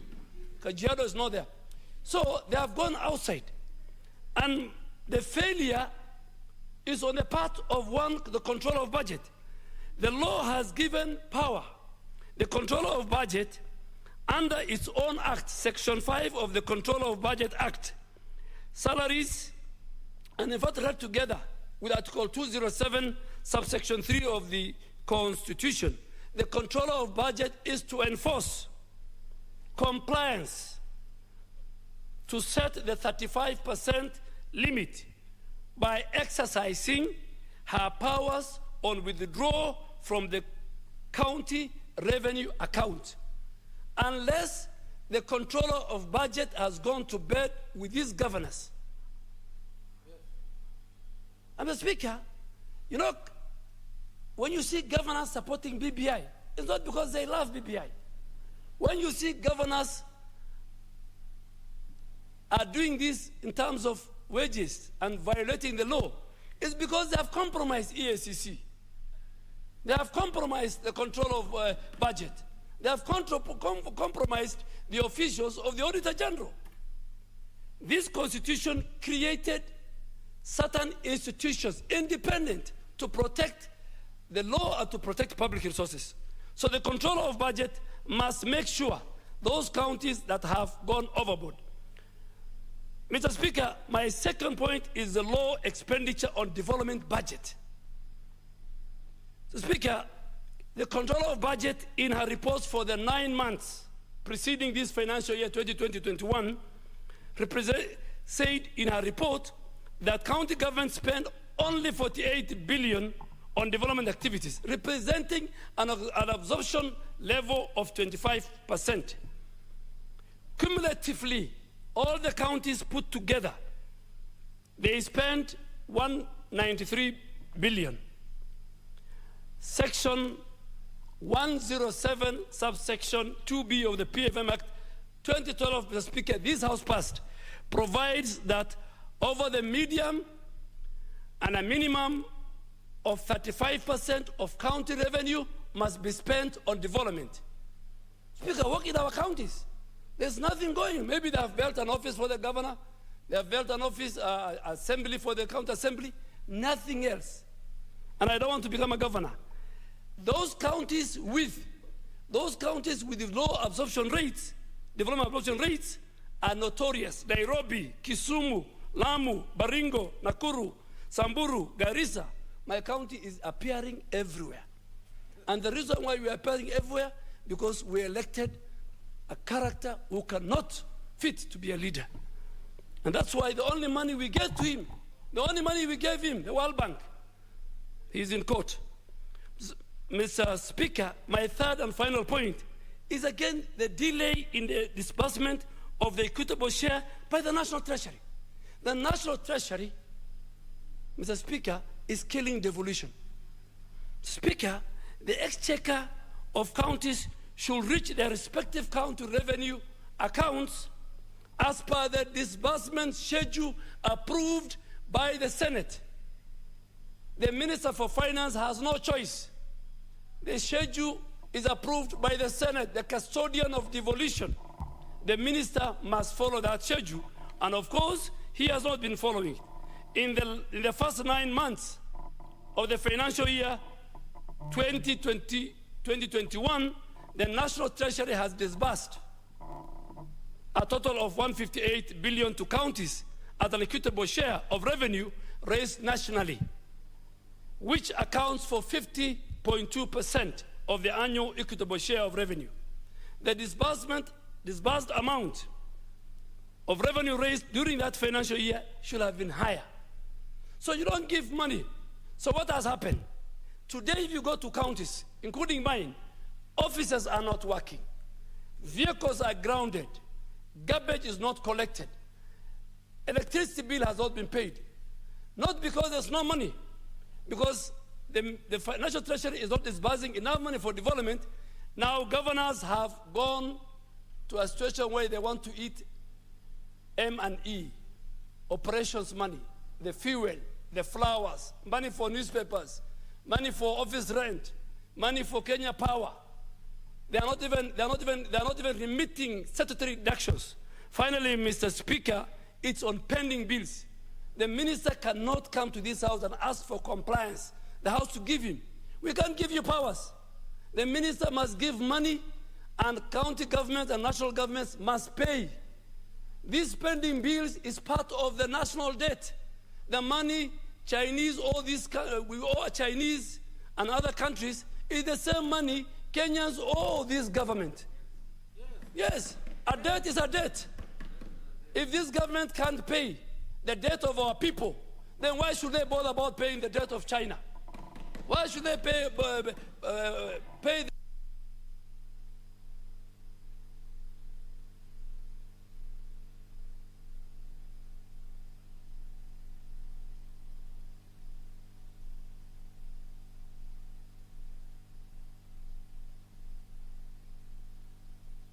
Speaker? Because, Mr. Speaker, I went into a lot of pain. I said, what is a debt? There are Kenyans, I think the chair of budget will tell us, Kenyans are owed by county and national government close to 180 billion.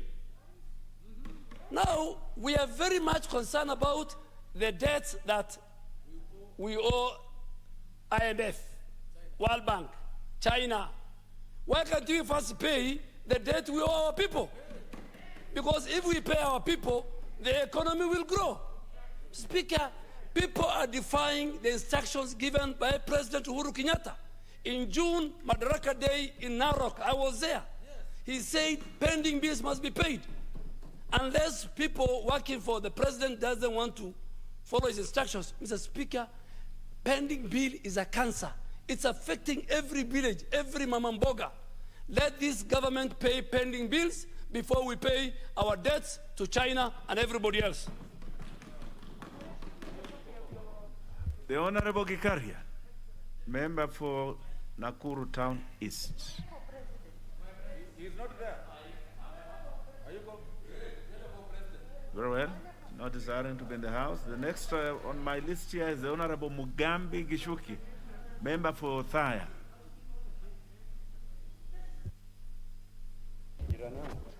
Thank you, Honorable Speaker.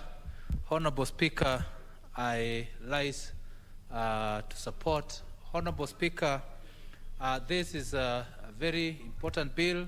As you know, we are devolving 370 billion to the county government. And Honorable Speaker, this is quite a substantial amount of money that we all need to see that it's put into proper use. Honorable Speaker, when you go around counties, you see a lot of wastage, you see a lot of projects, Honorable Speaker, started and not completed. Honorable Speaker, this happened to be a very risky year where everybody wants to start a project and live without care whether it will be completed or not. And this is the start and the beginning of all these pending bills, Honorable Speaker. Honorable Speaker, we should have a framework where we are sure that nobody will begin a project without providing total funds for that project. Because anytime we just start a project because we can afford or we put aside 10% mobilization fee, after, Honorable Speaker, when the contractors do the work and they submit their certificates, there's no money to pay, Honorable Speaker. And this is how we are authoring the pending bills from the word go. Honorable Speaker, we must have a framework. We must guide our counties to ensure that the way they budget does not create these pending bills from the word go. Honorable Speaker, we know that the county assemblies should be able to monitor and to oversight the executive at the county level. But when you look at the capacity, Honorable Speaker, that some of those county assemblies have, they're not able. They're not able, Honorable Speaker. And most of them actually get guidance on what to vote for, on what to do from the same executive. Honorable Speaker, we need to have a framework of strengthening oversight at the county level, Honorable Speaker. We either provide budget offices or offices that can give capacity, build capacity within the county assembly, so that county assemblies are properly equipped to oversight the executive, Honorable Speaker. Honorable Speaker, we've been having this debate of degree which many members are taking so casually. But Honorable Speaker, when we talk about 370 billion, and then you just want to pick somebody on popularity basis just because he's able to go around every morning in all homes taking a cup of tea, and then you tell them to go and oversight 370 billion.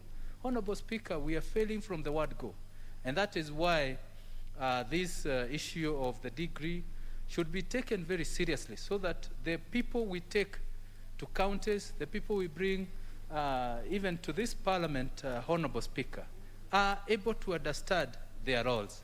They are able to take their job description, Honorable Speaker, seriously. And it's the only way we can make sure that we have value for money, Honorable Speaker.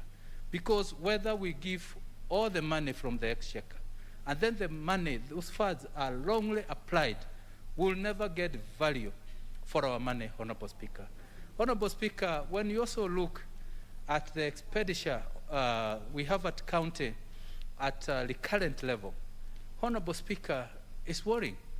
It's worrying that first, the current expenditure being mainly salaries, it will always take precedent of development. And if we continue allocating the huge amounts of funds devolved on only salaries, will not go far, Honorable Speaker. Some of these counties have been receiving extremely huge amounts of money. You look at a county getting 12 billion every year, and in 10 years they've gotten 120 billion. But you go on the ground, you can't see, Honorable Speaker, where this money has been applied.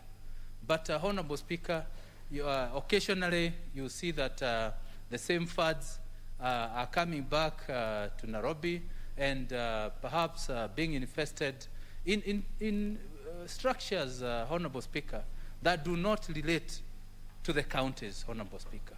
So we are bleeding, Honorable Speaker, through counties because of poor oversight, because of poor application of funds. And if we want to go forward in this country, when we remember that some of the default functions are so critical for the well-being of this country, we must make sure that the funds at the county level are properly applied. Honorable Speaker, we have devolved agriculture, for instance. Agriculture is the backbone of this country. Almost over 60% of our economy is reliant on agriculture.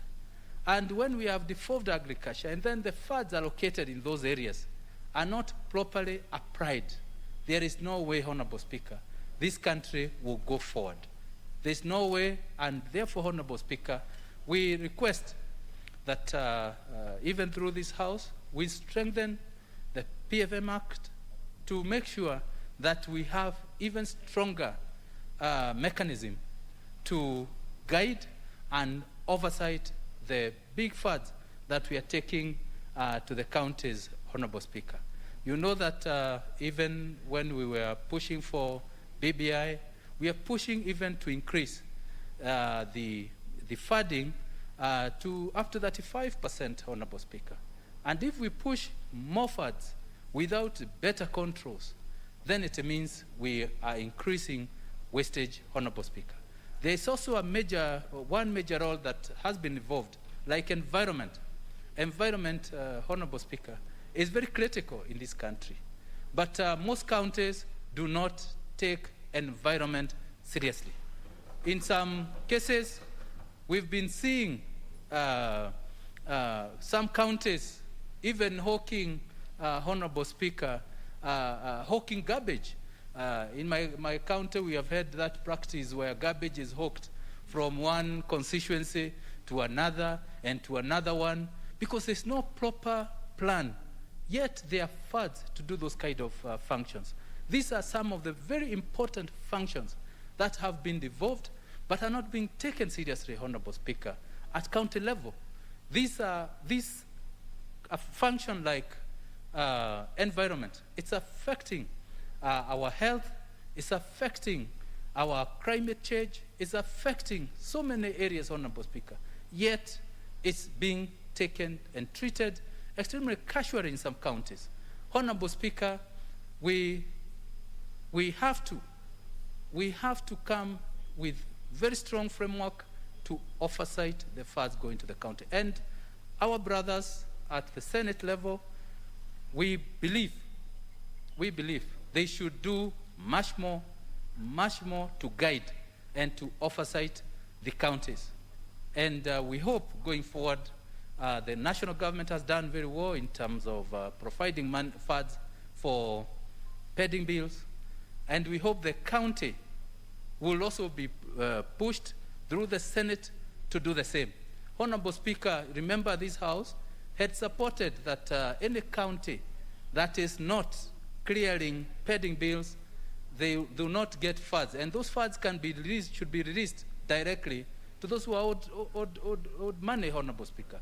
The other day we looked at the report of pending bills, and only the county assemblies who forwarded their pending bills, but the executive did not, Honorable Speaker. And this is a matter that the Senate should follow and ensure the executive part of the counties also provide their pending bills, and they are pushed to clear them, Honorable Speaker. I beg to support. The Honorable Sotsi. Mr. Speaker, I rise to support this bill, which is very important, a bill allocating funds between the national government and our 47 counties. Mr. Speaker, just like has been said by other members, we have a lot of challenges in our counties. First of all, the issue of pending bills, which even in the budget that we are discussing, is one of the issues that has been raised to be a problem even to the national government. And I want to support the proposal by the Budget Committee that we need to have a fund domiciled at the Treasury to manage this challenge of pending bill. They have proposed that we have a long-term bond that will be used to manage the problem of pending bill.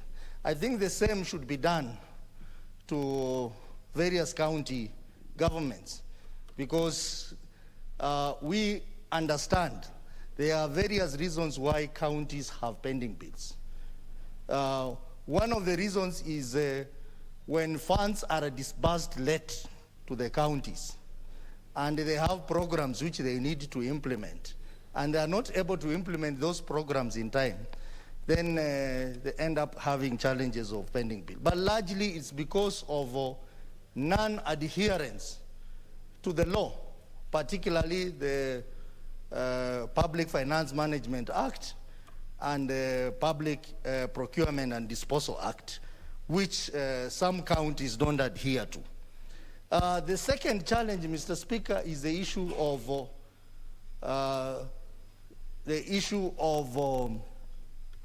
disbursement, Mr. Speaker. We saw last night how some of our governors were making very desperate calls to the government to release money to them. Really, we must be very sympathetic to the governors, because how do you run counties without money?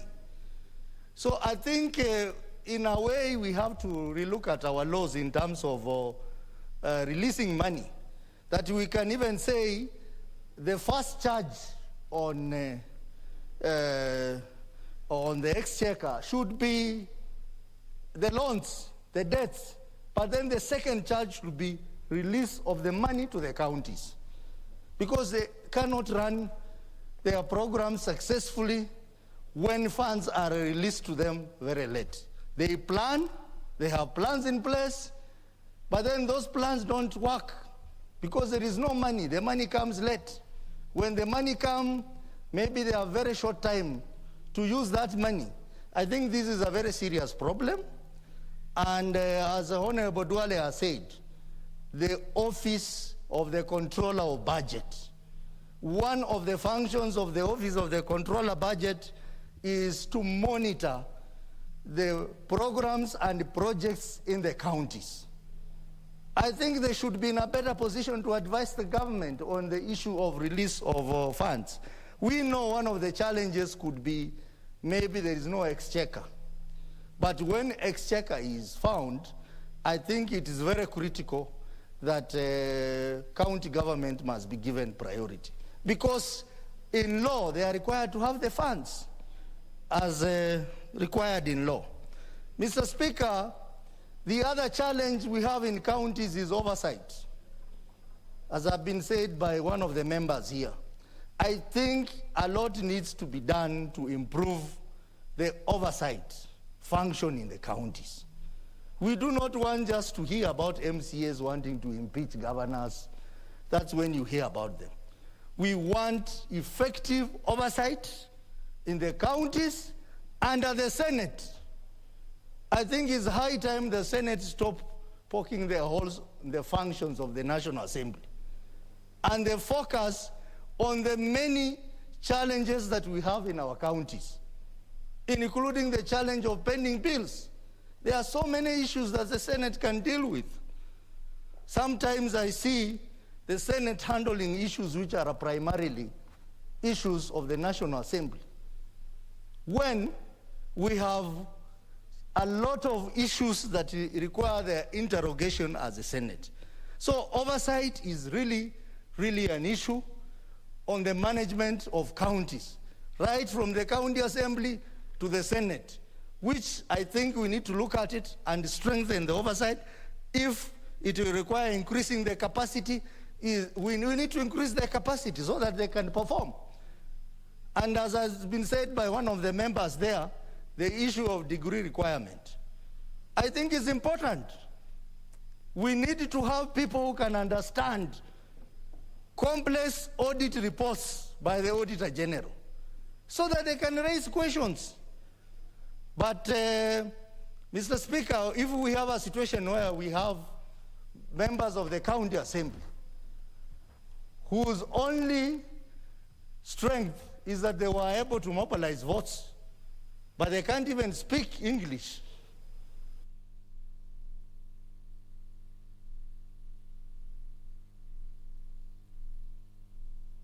that they can even speak in vernacular. Mr. Speaker, that becomes a problem.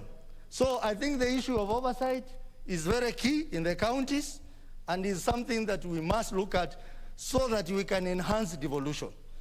Mr. Speaker, some of the counties have challenges in terms of the money allocated to them, what they spend on a recurrent expenditure, and what they remain to spend on capital projects. And I think some of these counties, if we are not careful, they may have challenges in future. That is why some of us were supporting BBI, because BBI was going to increase allocation from 15% to 35%. And some of these counties which have financial challenges, they would be able to survive. But now without it, we are going to have problems. So for those of us who are supporting BBI, I think we mean well for devolution in this country. But for people like my good friend here, nominee 001, I think these are people who are not supporting devolution. They talk about devolution, but when it matters to strengthen devolution, they are not there to talk about devolution. Mr. Speaker, one of the other things that I found very critical in BBI is the issue of giving powers to Senate to oversight on-source revenue. On-source revenue is a problem. Mr. Speaker, the counties that we have cannot even raise 90% of what local authorities were raising. And local authorities did not have enough manpower, enough resources to raise money. But the counties have not been able to raise that money. They wholly depend on the allocation from the national government. And I think it's very important that Senate has a role to play in terms of oversighting the on-source revenue so that counties are able to generate enough local revenue to sustain some of the programs instead of waiting like beggars for the county government, for the national government to send money to them. And I think this is one area that I fully support as one of the proposals in BBI, which I'm now saying that those who don't support BBI are not for devolution in this country. But those who support BBI are supporters of devolution in this country. Mr. Speaker, I support. The Honorable Shamala. The Honorable Sankok, what is out of order? You wanted to have to add your voice to this? No, he had mentioned me adversely. No, I don't support that is okay. people, but he was out of order because he cannot say that there is corruption in the counties and he want to increase money for corruption to happen in the counties at the same. It is well. The Honorable Sankok. Yes, sir. Just take it easy. Thank you, sir. It's okay. The Honorable Shamala.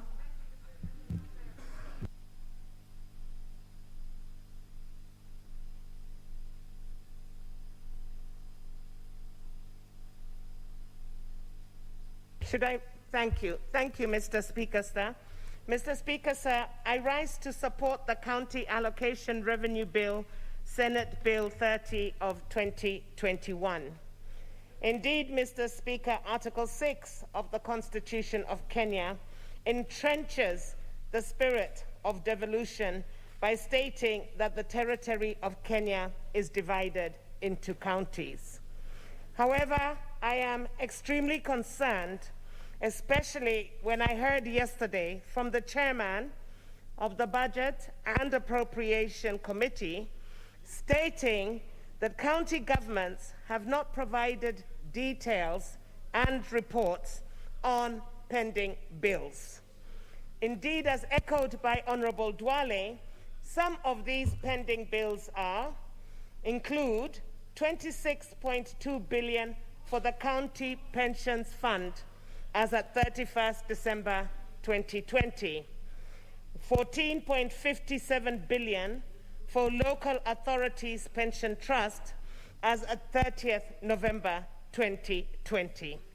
It is indeed true, and I want to reiterate, that this money belongs to the people of Kenya. And if the counties at a devolved unit cannot release this money into the economy, then indeed we are facing dire circumstances.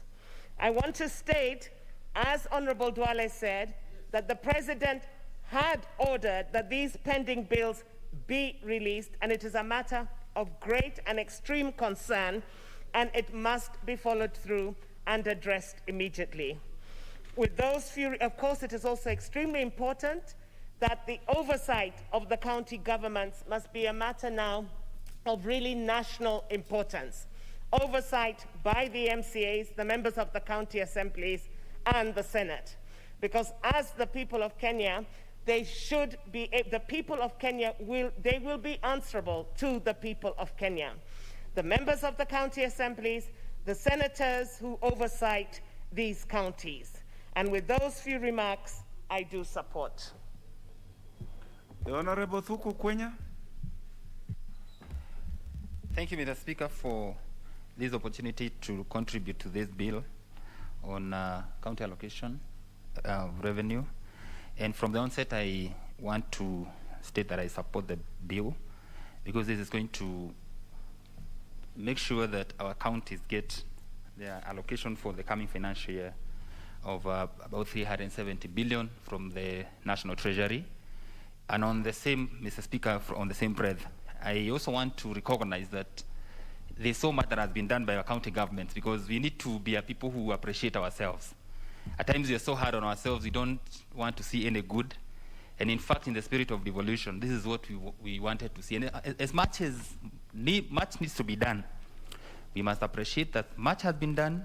And if the National Treasury was effective enough or kind enough to be disbursing money to the counties in time, I believe much more would have been achieved. In fact, the biggest impediment to development in our counties is not just county governors, because anyway, we have an oversight mechanism whereby county governors are supposed to be held to account to the county assemblies.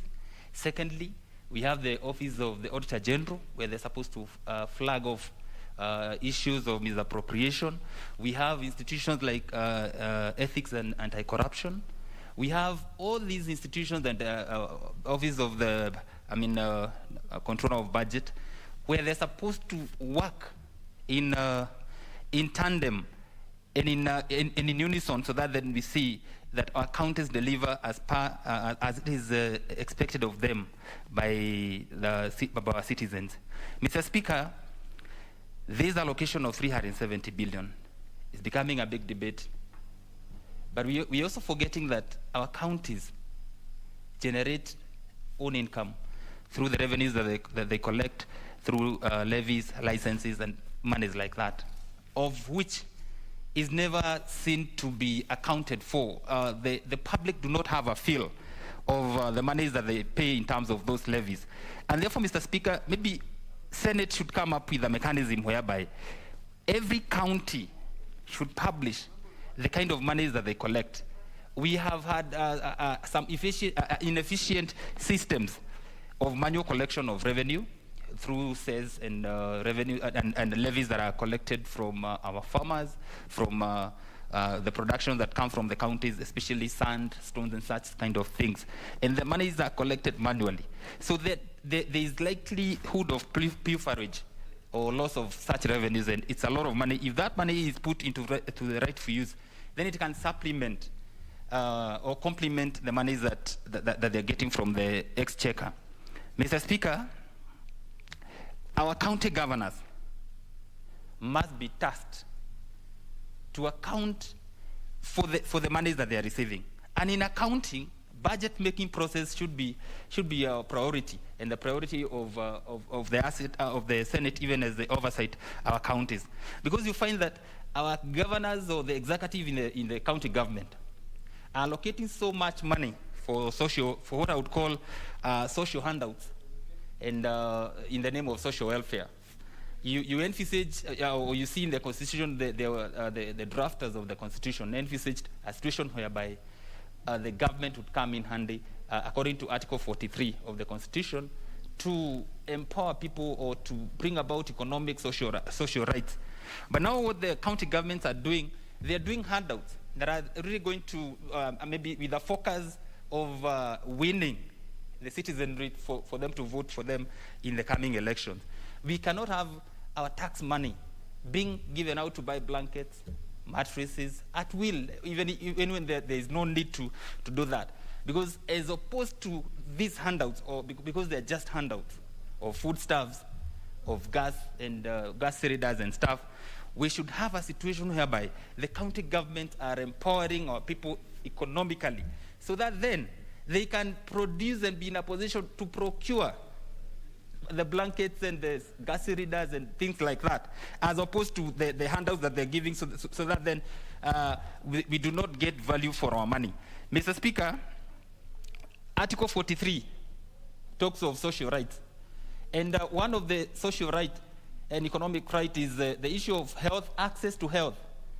Our county government must be seen to be investing heavily in matters health. You walk into our health centers, all you see is, or you get there cheap medicine, that's painkillers, there are no doctors, there are no sufficient nurses. You go to down to our county governments, the issue of water is a big issue.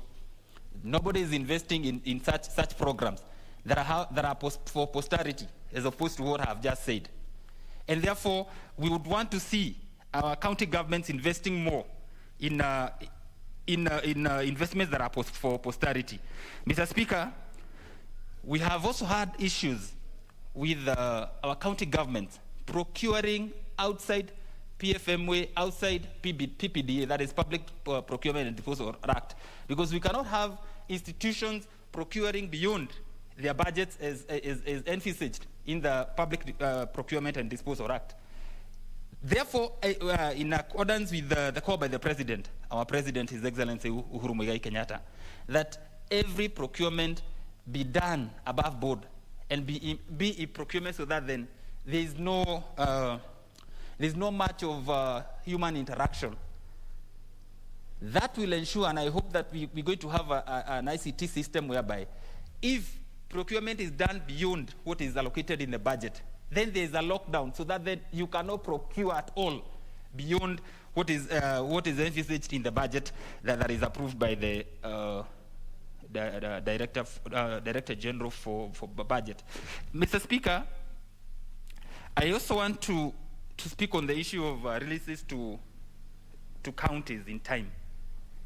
As I had said before, you realize that so much delays that are occasioned by the Treasury, because they give priority to the ministries and departments that are within the national government. But our county governments are left at the mercy of the Treasury and begging, whereas they should be getting the first priority. The surest form of devolution, if we are to spur growth and economic development, then it must be at the county level. Because once the county government start doing projects at the county level, the contractors are local. That means that money will have a ripple-down effect to the people. Finally, Mr. Speaker, on physical planning, you realize that our cities or our towns are growing tremendously because of devolution. But in terms of physical planning, you find that the county governments do not have or are not building capacity so that then they can be able to deal with the growth that is happening within our county government or within our towns. I would give an example of two towns in my constituency, Kinangop. One is called Engineer Town, another one is called Jabini Town. These are towns that are growing tremendously. But you find that the government or the county government is not investing in terms of planning how sewer is going to be taken care of, in increasing water capacity. There are no play fields, markets, such kind of things. And I think it's just about time that we find in these budgets that are done by the county government a situation whereby they are doing some level of expansion of such facilities or amenities, so that then they can be able to deal with the growth that is happening within those towns. Finally, Mr. Speaker, His Excellency the President Uhuru Muigai Kenyatta, when he was re-elected for the second time, he spoke of the Big Four agenda. That is, and on top of it was the issue of manufacturing. Mr. Speaker, we would want to see our county governments putting money into some of these issues to do with manufacturing, building factories in our constituencies and in our sub-counties. We have seen a situation whereby in Ghana, a country like Ghana, for example, they came up with a policy, one factory per district. And that is what they are doing, they're implementing that. And that is going to deal a blow on the issue of unemployment, the issue of increasing the ability of our people to do what they're supposed to do, I mean, in terms of their personal growth. Because once we have these factories at the level of our sub-counties, then we are saying that we are not going to sell our produce, we are going to sell products in the near future. And therefore, Mr. Speaker, I support and I pray that we see prudence in the utilization of these funds. Thank you, Mr. Speaker. The Honorable Ali Athman, member for Lamu East.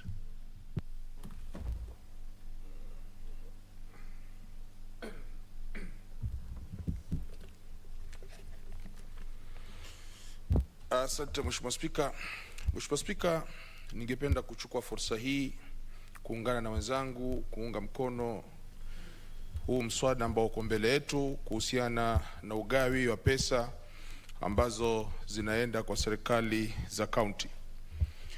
Mheshimiwa Spika, kwa kweli Wakenya mwaka 2010 walisimama kidete kuhakikisha kwamba wamepitisha katiba ambao zitakuwa na serikali za counties.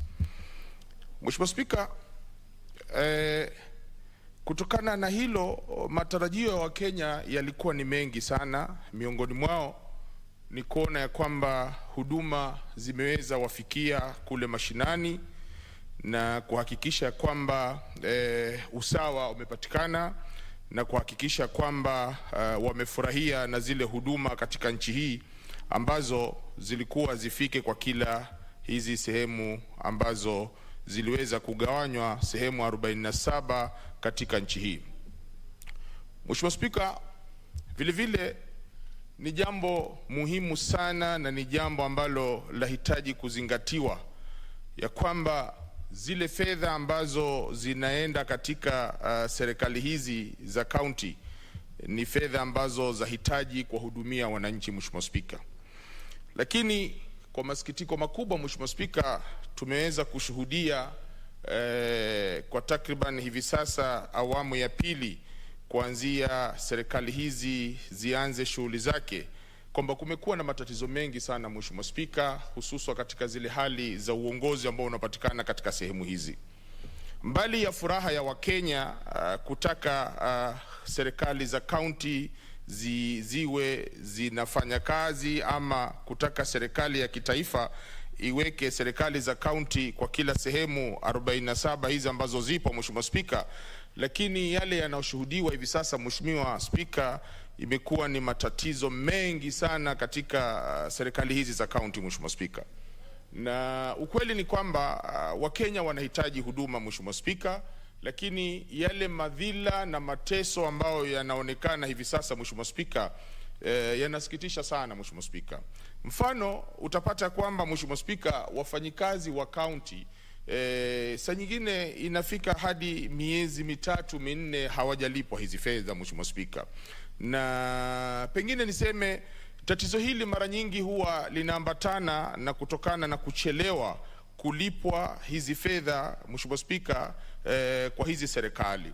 Lakini mbali ya hayo, Mheshimiwa Spika, nataka tukumbuke ya kwamba haya yote yalifanyika kwa sababu ya kusawazisha na kwa sababu ya kuweza kuinua na kuendeleza uchumi, Mheshimiwa Spika. Lakini yanapopatikana haya, Mheshimiwa Spika, huwa ni jambo la kusikitisha sana. Utapata kwamba kama nilivyosema, wafanyikazi wanateseka. Utapata ya kwamba pengine mtu ameweza kufanya kazi yake, ameweza kufanya kazi ambayo labda pengine amepewa na hizi counties, na pengine ameweza kuchukua mikopo benki kwa sababu ya kufanya kazi hizi, lakini utapata ya kwamba pesa hizi anaweza kuzipata baada ya mwaka mmoja ama miaka miwili, Mheshimiwa Spika. Kutokana na hayo, Mheshimiwa Spika, ni vyema bunge hili na bunge la seneti na hata wale wajumbe ambao wako kule counties kuhakikisha kwamba mwongozo huu na mwelekeo huu unaendeshwa kwa namna unavyotakikana, kwa namna Wakenya wanavyofurahia, Mheshimiwa Spika. Vile vile ningependa kuchukua fursa hii kuiambia serikali ya kitaifa kuhakikisha kwamba hali hizi za kuweza kuchelewesha hizi fedha ambazo zinapangiwa katika serikali hizi za kaunti, wajaribu kuhakikisha kwamba ni mambo ambayo yanaweza kuwekwa katika njia ya usawa, Mheshimiwa Spika. Kwa sababu yanapotokezea haya, Mheshimiwa Spika, ndipo yale matatizo yote ambayo tunayozungumza hapa kuhusiana na mambo ambayo yanapatikana, ndio yale ambayo hivi sasa wengi wameweza kuyazungumza, ya kwamba utapata kwamba uchafu umedorora katika counties nyingi. Utapata ya kwamba huduma nyingi hazifanyiki, na hivi sasa kama sijakosea, Mheshimiwa Spika, counties wamepeana ilani ya kwamba ifikapo tarehe 24 mwezi huu basi watasitisha huduma zao zote. Hili ni kutokana na kwamba serikali ya kitaifa bado haijawapelekea ule mgao wao ambao ulikuwa umestahili kupelekewa katika ile bajeti ya mwaka 2020 na 2021, Mheshimiwa Spika. Mheshimiwa Spika, kwa kweli kuna umuhimu mkubwa sana ya kuhakikisha kwamba Wakenya wamefurahia na huduma ambazo zinapatikana katika serikali zote mbili, Mheshimiwa Spika. Wale wanaongoza katika serikali hizi mbili wahakikisha kwamba Wakenya wameweza kufurahia na huduma hizo na kuhakikisha kwamba wameweza kuwajibika na kazi zao, Mheshimiwa Spika, na kuhakikisha kwamba wameweza kuonyesha uongozi mzuri, Mheshimiwa Spika. Kwa sababu, Mheshimiwa Spika, nafikiri haitokuwa ni jambo la busara tusimame hapa leo tuanze kulaumiana, kwa sababu dunia hii hakuna ambaye ni mkamilifu, Mheshimiwa Spika. Mkamilifu ni Mwenyezi Mungu peke yake, Mheshimiwa Spika. Lakini unapochukua majukumu na kuchukua kiapo cha kuhakikisha kwamba umekubali kuchukua wadhifa yule ambao unaopewa kama kiongozi, basi ni jambo la busara kuhakikisha ya kwamba umeweza kutekeleza yale ambao ni ya usawa, Mheshimiwa Spika. Mheshimiwa Spika, matatizo ni mengi ambayo yako katika serikali hizi za counties, na ukweli ni kwamba kuna dharura na kunahitajika pakubwa kuweza kuyarekebisha matatizo haya. Tukianza kwanza na kuhakikisha ya kwamba migao hii ambayo tunaweza inagawanywa kila mwaka kwa serikali hizi za county, kuhakikisha kwamba imeweza kufikishwa katika kila county kwa wakati unaofaa bila ya kucheleweshwa, Mheshimiwa Spika. Vile vile wale wahusika ambao wanasimamia fedha hizi katika sehemu hizo ni wahakikishe ya kwamba wameweza kupeana ama kutekeleza zile huduma zinazohitajika, Mheshimiwa Spika, kwa namna inavyofaa na namna inavyotakikana, Mheshimiwa Spika. Vile vile wafanyikazi ama tuseme, Mheshimiwa Spika, swala zima la siasa katika sehemu hizi, utapata kwamba, Mheshimiwa Spika, kuna malalamishi pia katika counties nyingi. Utapata ya kwamba wale ambao ni wahusika wakuu zaidi wanatembea kisiasa badala ya kutembea kiuongozi, Mheshimiwa Spika. Ninavyofahamu mimi ya kwamba yeyote ambaye ametoka katika kaunti ile na anastahili kupewa labda kazi ambao anaweza kuifanya katika sehemu ile, haimaanishi kwamba labda pengine awe ni mtu wako kisiasa ama awe si mtu wako kisiasa, Mheshimiwa Spika. La msingi ikiwa anastahili kupata kazi ile, basi ni sawa wale wahusika waweze kuchukua fursa hizi, Mheshimiwa Spika, na kufanya usawa katika kuendeleza mambo kama haya, Mheshimiwa Spika.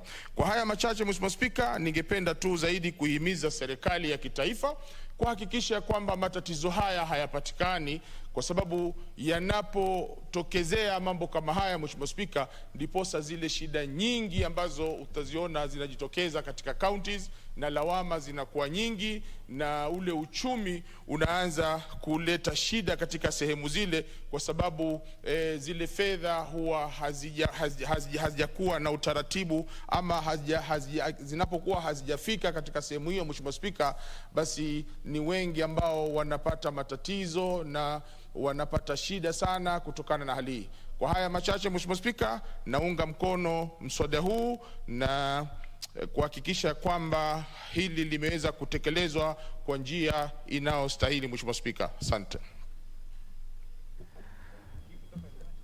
The Honorable Ole Sankok, you're on this list, but we had already spoken to this. Yes. So I'll give to the next one, and that is the Honorable Martin Owino, member for Ndiwa. Thank you, Mr. Speaker.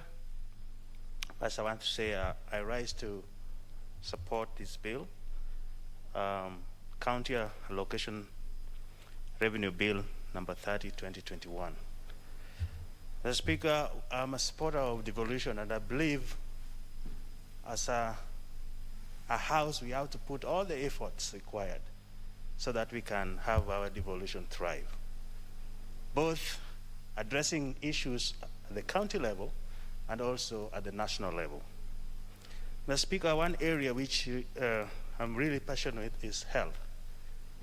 And I think even if we give the counties money or they generate money from facilities, there was an order which was very efficient. And Dr. Nyikal really participated in authored this Facility Improvement Fund. Mr. Speaker, that means only that the funds have to be generated in the facilities for service, and those funds were retained in the facilities in order to provide and improve infrastructure and others so that the facility can be afloat financially. But there was a circular, Mr. Speaker, that came and removed those. meaning that those facilities in A&A now goes to the county revenues account and then reauthorized to be used. And when they go there, Mr. Speaker, they get swallowed up in the budgeting. And they can only now be given money back as budget, which actually never come back in time. Right now, Mr. Speaker, as I stand here, all health workers in my county have down the tools. Some people are even being removed from the wards because there are no personnel. The Speaker, on that vein, there were some facilities which were taken and made COVID-19 treatment centers. That means all the services which they were doing, including delivery and others, which used to generate income to those facilities, vanished. The Speaker, those facilities are not even paying now their utilities, not even support staff. So those facilities are dead. And you can imagine how people are suffering. The Speaker, talking about this bill, I want also to add my voice to this pending bill.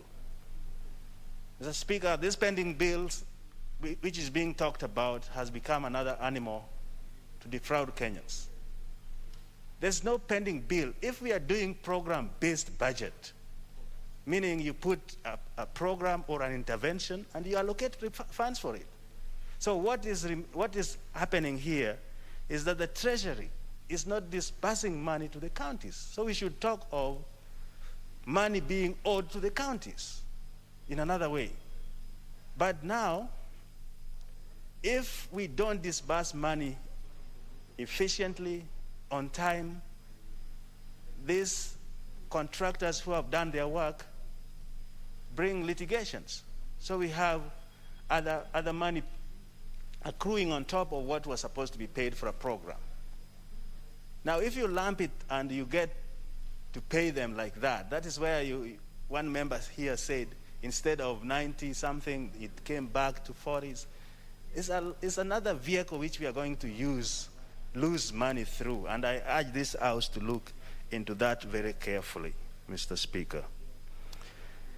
The other issue is, Mr. Speaker, there is a disconnect between some of the funding for the counties and also national obligations.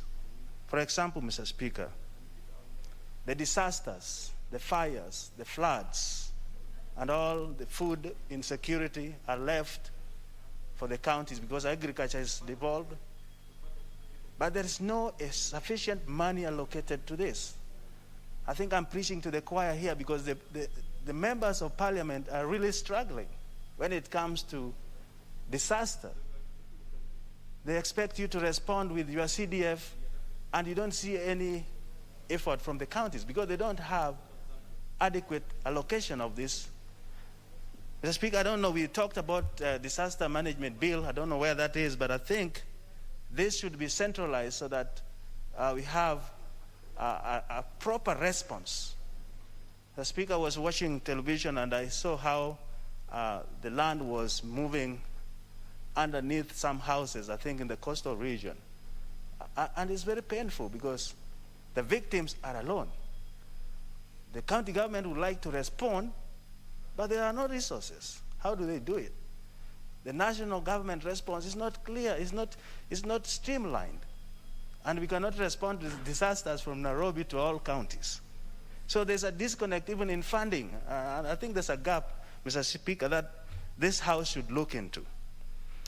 The other disconnect is, and the safe fly, Mr. Speaker, is a menace which cuts across many counties, from Lambwe Valley to Mbeere North and South, and many other areas in Western area. Mr. Speaker, today, as we speak, we lose 20 billion of economical nature because of the mortalities of livestock, the drugs that are used. And but I thank Kentech, which has been dismally funded to do this job. Mr. Speaker, to date, we have just allocated 180 million for Kentech. And I've just compared with the loss which incur every year, 20 billion. This is a livelihood of our Kenyans, which could have done better if the proper intervention of this fly was done. To me, if we allocate this money, 180 million now, that's what we are appropriating here, that it means then it's kind of a national government funding the Kentech to do the work. Then the counties will have no response. And this fly continue to ravage the livelihood of many Kenyans. So what I'm trying to say, as much as we push activities to counties, there are some funding gaps that negates those activities. And Mr. Speaker, I think that should be looked into in perspective so that we have good funding. In fact, the Ministry of Agriculture had recommended we appropriate or allocate 710 million to cater for research and interventions. And I just see 180. I don't know whether it's possible in the Committee of Supply, look into this item and make sure that the livelihood of the farmers in this region are also considered. With those remarks, Mr. Speaker, I support, and let's continue to support devolution. That is the only way to go as we usher in efficiency and effectiveness. Thank you, Mr. Speaker. The Honorable Koi Waluke, member for Sirisia.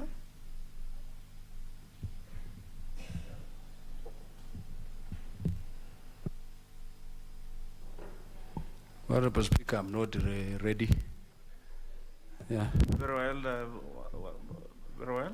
We will now have the Honorable Shaban Namsi, member for Taveta.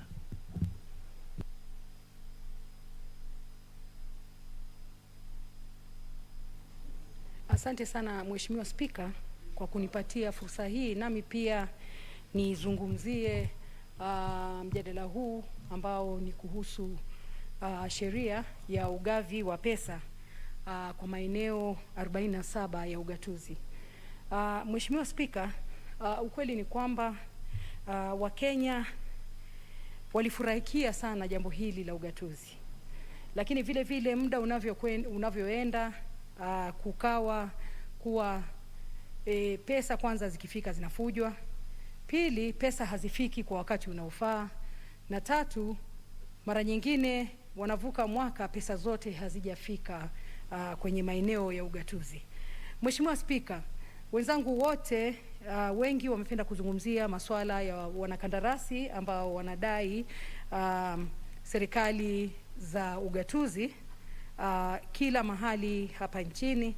Hata serikali kuu pia nayo inadaiwa kulingana na vile ambavyo kazi zinavyo, utendaji kazi wa wanakandarasi na pesa kucheleweshwa kuwafikia. Mheshimiwa Spika, kilio kipo kila mahali, na kilio kikubwa haswa ni wafanyikazi wa eneo za ugatuzi karibu ya kila mahali wanalia kuwa mishahara haijalipwa kwa muda mrefu. Mheshimiwa Spika, hawa watu ni Wakenya ambao walikuwa wamesherekea jambo hili la ugatuzi, na jambo hili sasa ni kama linawaangamiza. Linatuangamizia watu kwa sababu mtu atalipa nyumba pale anapoishi, alipokodisha. Vile vile mtu atanunulia watoto wake chakula namna gani, na hata kusomesha watoto namna gani. Mheshimiwa Spika, kila mahali ukienda kule tunakotoka maeneo bunge ni vilio. Mheshimiwa Spika, hakuna haja ya sisi kuzungumzia swala hili na kuliweka kwenye sheria, kwa sababu ugavi wa pesa uko ndani ya sheria, tukishaipitisha na tutaipitisha, lakini pesa hizi zisiwafikie wale wananchi kwa maeneo yale ya ugatuzi. Mheshimiwa Spika, langu ni kumzungumzia haswa waziri ambaye anasimamia masuala ya fedha kwenye serikali ya kitaifa, waziri Ukur Yatani, kuhakikisha kuwa haswa yeye ambaye alikuwa gavana kabla hajafika hapo pale alipo sasa, anajua matatizo yaliyoko kule kwenye maeneo ya ugatuzi. Mheshimiwa Spika, si hivyo tu, ukiangalia hata huduma zile ambazo tunazihitaji kule maeneo yetu, maeneo ya bunge, yani katika maeneo ya ugatuzi, wananchi wanateseka kwa sababu hata huduma ya afya, maji ya kunywa, kazi za kilimo zote zimeharibika. Mheshimiwa Spika, bila wafanyikazi wa serikali kuweza kusaidia wakulima ama wananchi kupata maji ya kunywa, basi magonjwa yatazidi kila siku, kwa sababu utakosa chakula na mwisho utakosa maji ya kutumia na mwisho itakuwa ni ugonjwa. Sasa huduma za afya kule mashinani zote zina matatizo makubwa sana kwa sababu fedha hazipo. Utakuta kazi za kikandarasi zimefanywa, zimeachwa nusu, wale waliomalizia wameondoka na ufunguo za maeneo yale. Kwa hivyo maeneo yale hata hayawezi kutumika. Majengo yamejengwa, yamebaki hayawezi kutumika kwa sababu wanakandarasi hawajalipwa. Mheshimiwa Spika, hatuwezi kuwa na nchi ambayo tunajivunia kuendelea kama watu wetu wanalia hawapati mishahara. Mheshimiwa Spika, hatuwezi kuwa na maendeleo kama wananchi hawawezi kupata maji safi ya kunywa. Mheshimiwa Spika, hatuwezi kusema kuwa sisi tunategemea kilimo nchini wakati wafanyikazi wanaosimamia na kufunza wakulima juu ya kilimo hawajapatiwa mishahara yao kwa miezi hiyo yote. Mheshimiwa Spika, nafikiria si siri kuwa magavana wote wamekuwa wakilalamika kuwa pesa hazijafika. Lakini vile vile pia magavana wakipata pesa zikifika kwenye serikali za ugatuzi, wanatakikana kuhakikisha kuwa wamesimamia kisawasawa ili pesa zile ziweze kutumika kwa huduma zile ambazo zinatakikana kumsaidia mwananchi pale chini mashinani. Mheshimiwa Spika, watu wengi wamekuwa na shida, haswa wanakandarasi kuwa hawapati malipo. Wengine wamechukua mikopo kwenye benki na wanashindwa kulipa kwa sababu ya kuweza kutekeleza miradi ile ambayo walikuwa wamepatiwa kwenye kandarasi. Mheshimiwa Spika, lazima waziri na serikali yetu ya Kenya ihakikishe kuwa pesa zinatoka kwa wakati unaofaa, ndio serikali pia isiingie hasara. Maanake zinavyochelewa kulipwa ndio wale wanakandarasi pia wanadai zaidi. Mheshimiwa Spika, swala hili la malipo limecheleweshwa na serikali inaingia hasara, mwananchi anaingia hasara, maanake pesa hazifiki kwa muda unaofaa. Mheshimiwa Spika, sina mengi ya kusema isipokuwa kuunga mkono kuwa isiwe tu ni sheria tunapitisha, pesa hizi bilioni 370 ni lazima zifikie maeneo ya ugatuzi ili fedha hizi ziweze kuwasaidia wananchi waweze kufurahia matunda ya ugatuzi. Mheshimiwa Spika, naunga mkono. The Honorable Kimari, member for Mathioya.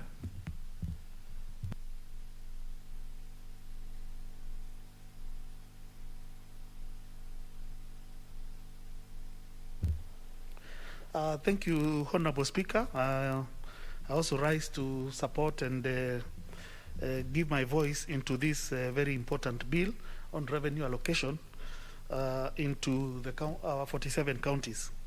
Honorable Speaker, the issue of devolution cannot be gainsaid, and I think this is a very important thing that came into this country. And we have seen monies allocated to the counties continue to rise, Honorable Speaker. And for me, Honorable Speaker, what we would want to see is perhaps we need now to start seeing better oversight. Better oversight and those areas to be strengthened, Honorable Speaker, especially involving our county assemblies, Honorable Speaker. We know in a lot of these houses, counties, assemblies, there is a lot of intimidation to the point where they are not able to carry out their work thoroughly and well. We need to ensure that this can be anchored into law. We can ensure, for instance, issues like even county ward funds, which were going to be factored in the BBI. Some of those issues, Honorable Speaker, can even be done by this House without necessarily going into a referendum. We need to ensure that our county assemblies are solid, they have their own budgets, their wards have certain amounts already factored, so that as they work for their respective counties, they will be able to work knowing that they will not be intimidated, that they will not get development, because we've seen this happening in a lot of areas. Honorable Speaker, even our brothers here in the Senate, we would also want to see them being able to oversight the counties in a better way. Honorable Speaker, we have seen a lot of overlaps, and I think this has already been mentioned here. We've seen overlaps. Roles that can be easily handled by this House are also duplicated by our brothers in the Senate. We have seen instances, for instance, Honorable Speaker, when this House was already seized on a matter when we had a dam that had burst its banks in the Rift Valley. The Senate were also investigating the same matter, and at the end of the day, Honorable Speaker, it does not come out well when the two houses take reports that don't seem to be really speaking the same language. For me, I would want to see these roles streamlined so that the Senate can perhaps be able to stick to those matters, to matters counties, and to ensure that they can be able to follow them through in a better manner. Honorable Speaker, the issue of pending bills has really been mentioned today, and in this is a thorn that is really big in almost every county government. Although they may insist that sometimes monies are delayed at the national, by the national government, we must make sure that whatever projects and programs are factored, when funds come, they must be able to allocate money to clear the pending bills. And I think this is something that must be seen through as quickly as possible. Honorable Speaker, some of the devolved functions are very critical to our people. Honorable Speaker, we have ended up having to do some of the programs that should actually be done by the county governments. For instance, the rural roads that are not even Kera roads have been totally neglected. We've had sometimes to have to do those roads ourselves, despite even the small resources that we are getting through Kera on those roads. Even the last mile connectivity on water, which is supposed to be a role by county governments. We see national government building mega dams across the country. We see water main pipelines being laid, but the actual last mile connectivity to the households is still very wanting. And we would want to see more Kenyans getting the water resource. Honorable Speaker, I think even the issue of agriculture has been mentioned here, and we would want to see even better advice to our farmers in various areas, and more these issues being looked in a better way, so that we can ensure that the issue of agriculture in our counties is better developed. The hospitals in our various counties, some of us, like even like Madhya, for instance, does not even have a level 4 hospital to date. And even those clinics and dispensaries that we have rarely have drugs at all to dispense. So this, I think, is something that we need to see growing. Honorable Speaker, the other thing that is extremely important and has been worrying is when we see that county governments, the revenue they collect is rarely accounted for. The revenues they were collecting years earlier, even before they were getting anything from government, was much higher than they are currently collecting. Unless these funds are not being declared in full, I think this is an area that has a lot of disparities. Given the situation and where we are, we would be seeing much more being collected, because they have more staff, they should be able to streamline these areas, and they can even use the IT solutions that are there to ensure that this is done.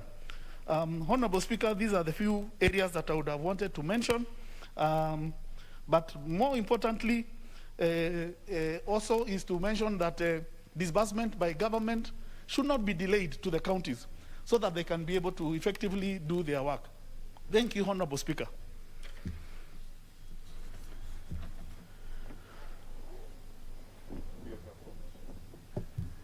The Honorable Nyenze Edith, member for Kitui West.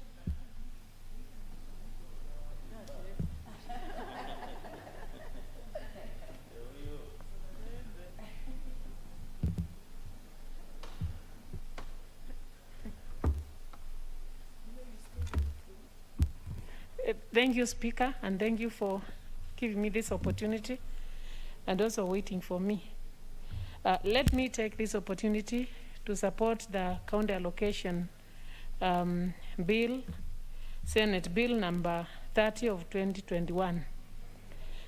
From the onset, let me say that I support devolution. I actually support devolution because we all can see what devolution has done. It has transformed our country. And the health centers and also many infrastructure can be seen in our counties and in the whole region. Even health has also been devolved, water, and so many other things, even businesses to our to the youth and to the people all over the country. We can see that people are now getting jobs of doing contracts and also getting employment in the county governments. So there is a lot of positivity and a lot of improvement in our country. And this is so because of devolution. So I support devolution. But devolution has also some issues which have come with it and which we need to improve, because if actually improved this devolution and our county governments, if they improved, and our government, if there was good policy on the governance in the county governments, then we would see our country really improve like other countries which have improved very fast. There was a time I went to Dubai just, and then when I was coming back, you see like you have come from a very developed country. Then when you look at the infrastructure in your country, you just pity yourself. But if we supported the counter assembly, and I mean devolution, and if we meant good use of the resources which are being devolved, then our country will be just like another developed country, because this one is a very good gesture of devolving money to the county governments. But then there are issues like own revenue, which the county governments collect. This money is collected from some of the money is collected from people who are very small businesses, who just have a business of, starting businesses, SMEs, some women who are just selling tomatoes. The revenue is collected from there. And then this money, you hear it's being put in sacks. It's being misused. It's being misappropriated. That is being collected from very needy, very poor people. So there's need to have a proper policy on revenue collection, a proper system of collecting this money, a proper system which would also say from what amount should this money, or from which businesses should this own revenue be collected from. Because some of the money is really being collected from very poor people. The businesses end up in collapsing, yet they are collapsing and the money is not being meant good use of. It's just being used by individuals. So there is need to come up with a proper policy on non-revenue collection and how this money will be used and from whom should this money be collected from?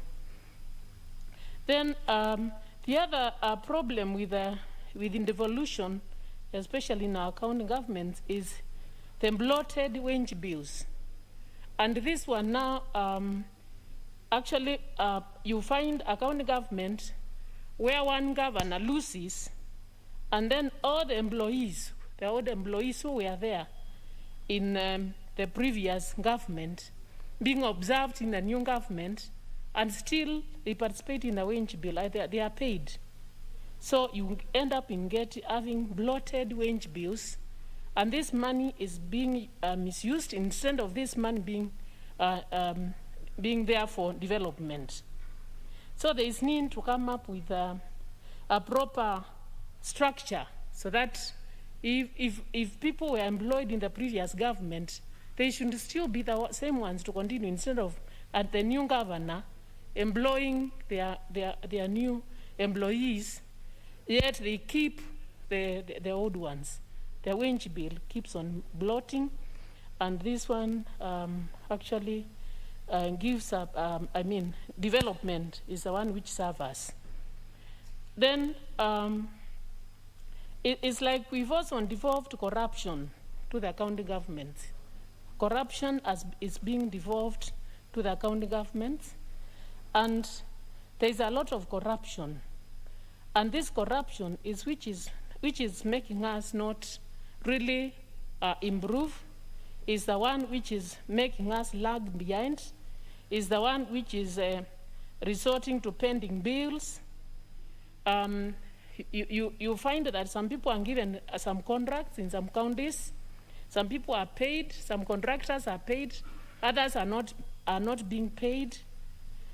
And in doing so, then they keep on taking these cases to court, and court cases now, the county governments end up in paying for these court cases, therefore compromising the money which was meant to be for development. So if we could have a structure like the CDF structure, whereby this amount is supposed to go for development, and this amount or this percentage is the one which is supposed to be for current expenditure, then our devolution we would see a lot of improvement, and our country would soon be a developed country. Because this one, devolution, it's actually a success story, only that we need to improve on oversight, we need to improve on the structure, and come up with a policy on how to improve the devolution. So with those remarks, Mr. Speaker, I support the bill. Thank you. The Honorable Mizigi Mneni, member for Taita Taveta. Well, thank you, Mr. Speaker, for also giving me an opportunity to add my voice to this county allocation revenue bill, Senate Bill number 30 of 2021. And from the onset, Mr. Speaker, I want to start by saying that I want to support, and I want to support this bill because it is going to make sure that there will be revenue in our counties, and therefore smooth running of businesses in the county. But Mr. Speaker, as I support, I want to say, as many have spoken here, I want to say there are challenges. Mr. Speaker, there are challenges because we have seen people suffer, and majority of the people are people who have been doing business with counties because of pending bills. Mr. Speaker, people have died because of high blood pressure. People went ahead and took loans so that they can work or do business with counties. And as at now, people are being auctioned because the counties have not paid them. Mr. Speaker, this is a very sad state of affair. And Mr. Speaker, as we pass this bill, as we discuss this bill, it is my great wish that is going to help or solve such kind of problems. Mr. Speaker, I also want to talk about the recurrent expenditure. Mr. Speaker, this, in most cases and most counties, these expenditures are huge. And as much as the expenditures are huge, the complaints also are so huge. Most of the staffs at the counties have not been paid. Majority of them have suffered. They have been kicked out of their homes.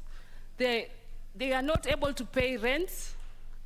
They are not even able to pay for their own children's school fees. Mr. Speaker, we have seen many people suffer at the counties, contrary to what we had believed that devolution is going to do. And therefore, Mr. Speaker, as I conclude, because a lot has been said, I want to say that as the monies are going to be disbursed in the counties, I will urge the county governors to priority is key, to prioritize matters.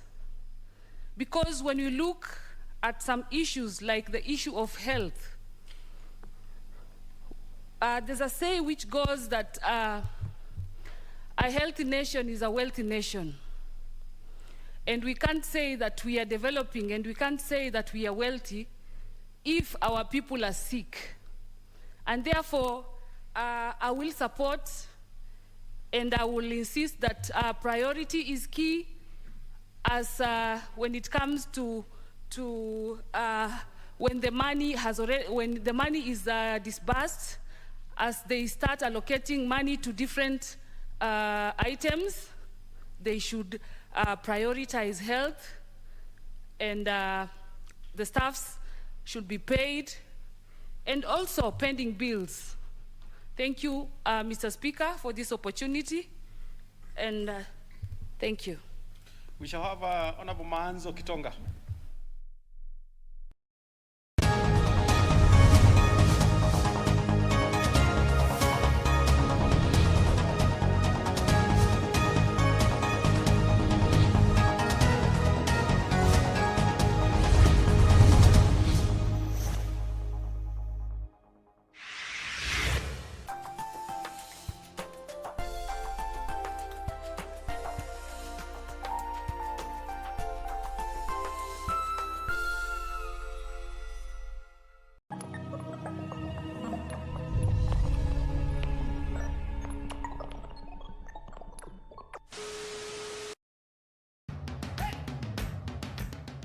Bwana Motiso, pikipiki yako ndio hii. Uko shoni yangu. Hii pikipiki ni unakumbuka uniekelea the lowest unique bid yako ilikuwa ngapi? 18 shillings. 18 shillings. Na unajua kuendesha hii gari? Kidogo. Haya, kitoko yako shika helmet, kifungu yako chomoka na mali yako. Kujiunga na QuickBid ni rahisi. Enda kwenye M-Pesa, bonyeza paybill kisha weka business number 4032353. Kwenye account weka kodi ya bidhaa unayotaka na bid yako ya chini zaidi. Kwa mfano TV 16. Kisha weka shilingi 20 tu kama idadi yako. Weka bid yako pia kwenye www.quickbid.co.ke. Kumbuka, bid ya chini zaidi ya kipekee ndio hununua. QuickBid, bidhaa bora kwa bei ya chini. Tonight on KBC Channel 1. Hello. Hamjambo. Nzuri sana. Kidogo park on risk please. Watoka wapi? Jirani yako mimi nakaa hapa first 2 hapa. Wewe unasema waka mashambani wewe. Mimi naishi hapa karibu first 2. Hatoke ndamiayo na kusikia. Hata gari zangu zoshwa pale karibu hapa gari 4. Mwanangu mimi kazi yangu ni Kanda Warriors. Kanda Warriors. Wale Red Indian.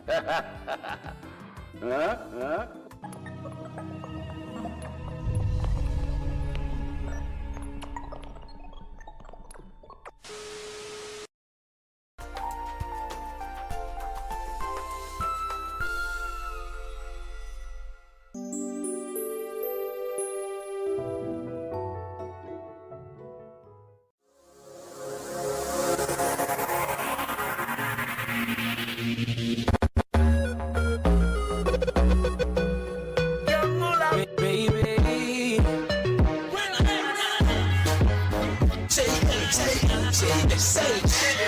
My trust in the neck can listen to Your two grand bubble for me, girl. Wickedest slam say do have it. Balance my head, cut it up for me, girl. Hot and sexy, walk out, go. Starboy. Baby, when you're falling, you can lean on me. When you don't feel strong, when you don't believe. Baby, let me love you. I won't ever leave. Promise when you're falling, you can lean on me. You can lean on me. Stay, stay, stay forever. You can lean on me. If you stay, stay, stay forever. You can lean on me. I don't even got a lot to give you. So will it be